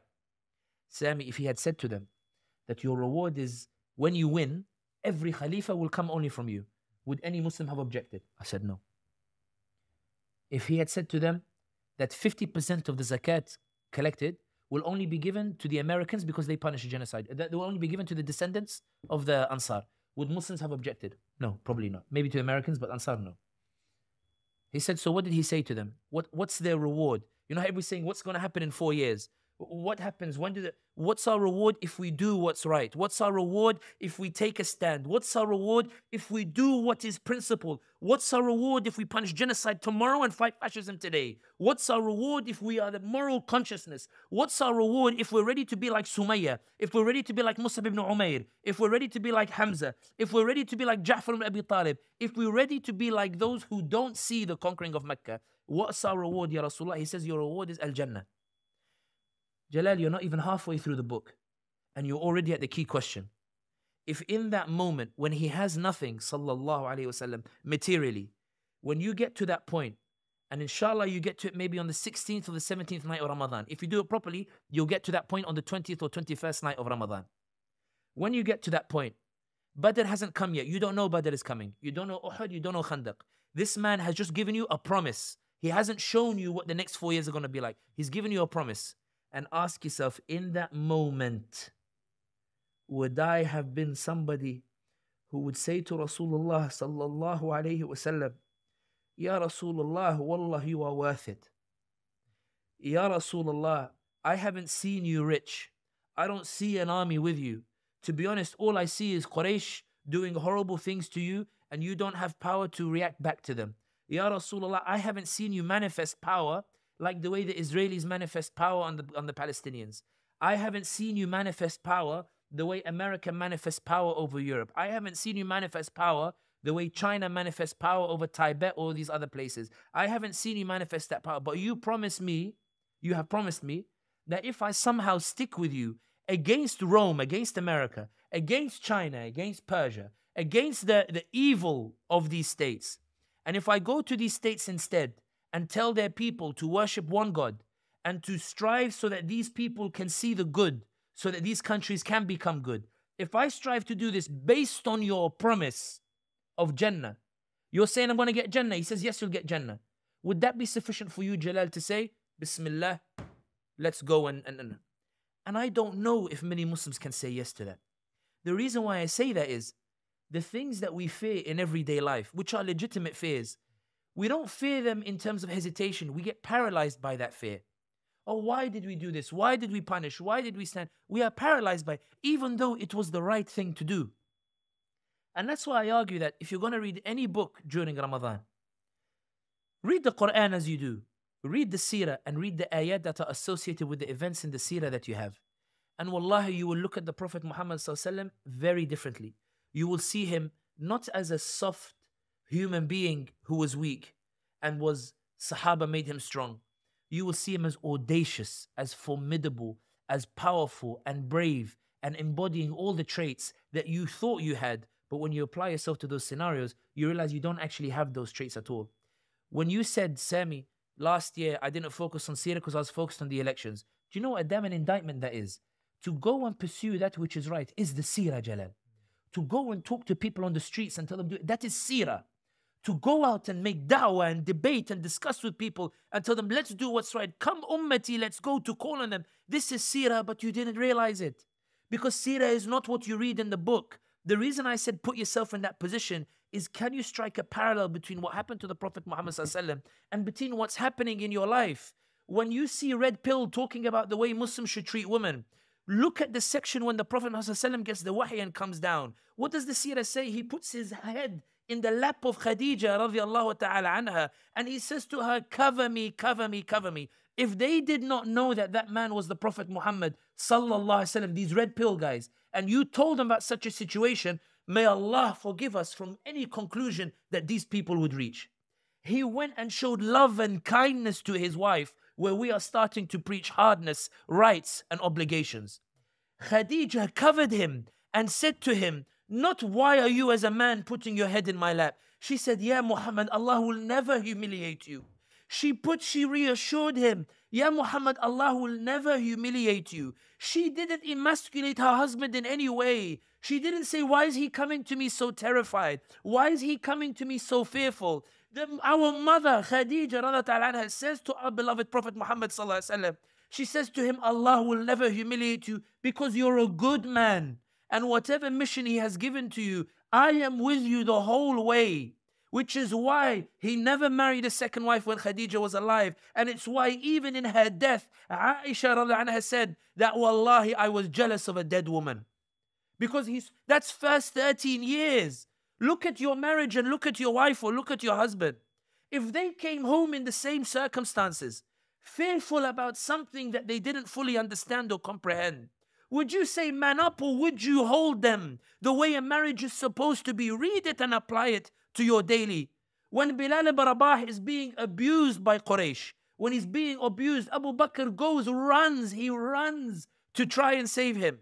Do we look and say somebody else will get involved, or do we get involved in our society? You know the brother or sister, they live just down the street. You know they're in dire straits. You know this one has domestic violence. You know this one has an issue over there. The Prophet Muhammad sends Abu Bakr to try and reconcile, to try and keep the peace over there, to try and help them. Are you somebody who gets up and says, I need to get out quickly, I'm going to go? These are just the first 13 years. Don't think just about the jihad, about Badr, because you think somehow that makes you feel strong. Did you know Abdullah ibn Mas'ud radiallahu ta'ala anh, was asked by the people of Kufa, we wish we were with you on the day of Badr. He said, why? We were fighting our family. Why would you wish for such a fitna? Why would you wish? We talk about it with glory because we know Allah delivered the victory, but we don't consider what it was like to be the soldier there, to see your father on the other side, to see your brother on the other side, to see how Allah tested them with that which was dearest to them. Do not be cocky and arrogant and assume you would be Umar ibn al-Khattab, because that just shows you haven't understood the Seerah when you read it. To answer your question quite bluntly, the Seerah is a terrifying book. If you're going into Ramadan expecting kumbaya, don't read it. For wallahi, when you read the Seerah of the Prophet Muhammad ﷺ, you realize how short we're falling. And only the promise of Allah in the Quran gives you the reassurance that there's still time to get up. There's still time to make it better. There's still time to call your mother who you haven't spoken to for 6 months and tell her, Ma, I'm sorry, I shouldn't have gone more than 2 days without speaking to you. There's still time to get up and invite your brother around for a meal or the like, just to reconcile between them. There's still time to go and see your in-laws and reconcile between them. There's still time to go out and give charity. There's still time to go out and help your neighbor. There's still time to do khair. There's still time to boycott. There's still time to protest. There's still time to TikTok. There's still time for social media. There's still time to make Netanyahu go and desperately plead for TikTok to be banned. There's still time to fund those student encampments and give them biryani so that they stay there, so that they can push back against the new university rules. There's still time to go and think of a third way, that we don't have to accept the status quo for what it is. We can change it the way the Prophet Muhammad ﷺ changed all of Arabia. They were a tribal society. He changed it in 1 generation. It doesn't need to be 2 or 3 generations. There's still time. Every time you have breath, tomorrow is a new day where you can do something. When you read the seerah of the Prophet Muhammad sallallahu alaihi wasallam, you realize, as Hamza radiallahu ta'ala anhu said, he said that when I go hunting in the desert, I realize God is not kept in a house. The reality is that when you go out, you see Allah subhanahu wa ta'ala is everywhere. When you are contributing to the Muslim vote, when you are traveling from Canada to go and study, when you're coming and doing the camera, and I finish on this particular point. Do not underestimate the value that you give. I remember we went for an event. There's a guy doing the audio. He looks ridiculously bored. As a joke, to prove his value, as a joke. I walked by. I told him, you know, mashallah, may Allah reward you. You're really helping to facilitate this. So he thought, he's like 17-year-old or 16-year-old. He thought I was just giving him empty words. I thought he wasn't taking me seriously because people think that I exaggerate the small things. Whereas Allah said, فَمَن يَعْمَلْ مِثْقَالَ ذَرَّةٍ خَيْرًا يَرَهُ. Those who do even an atom of good deed, Allah sees it. So as I'm walking by the audio thing, I didn't pull the wire out. I unplugged it from where he had plugged it on the light. And then I pulled the cable out and I put a different cable in and made it a different exit on the wire. So I've gone to talk on the microphone and no one can hear me. And he's panicking. So I've gone again, like my microphone. I'm like, is there a problem with the audio problem? And they spent 15 minutes trying to fix it. When he finally figured out it was the wire, he came and apologized. And I told him, I'm the one who took the wire out. He was like to me, what? I said, yeah, I did. He goes, why? I wanted to prove to you that they can't hear my voice without you. I can't do what I do without you. You see your role as something little, but you are absolutely essential for me. I did it with a camera as well. The guy had the camera, and he looked so miserable. I told him, I need you, otherwise no one records it. So what I did was, it was an atom camera. So I changed from a USB-C and I made it a USB, the 2.0, the one which is the thick one. He spent half an hour, miskeen, and his boss is shouting at him. And then I had to go and I felt sorry for him. I said, but boss, it's not his fault. I'm the one who changed the wire. He looked a bit grumpy. I wanted him to realize that he's the one who has the value of it.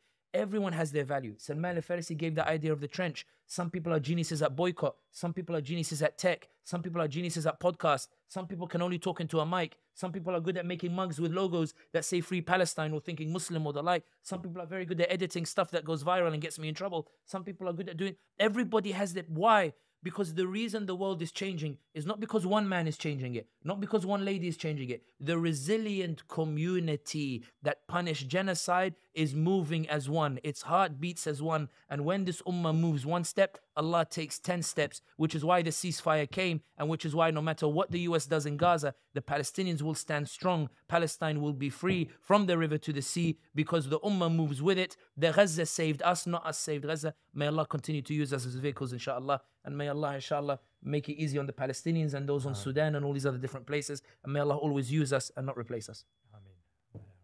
Jazakallah khair. Thank you so much for your time. And Allah reward you once again.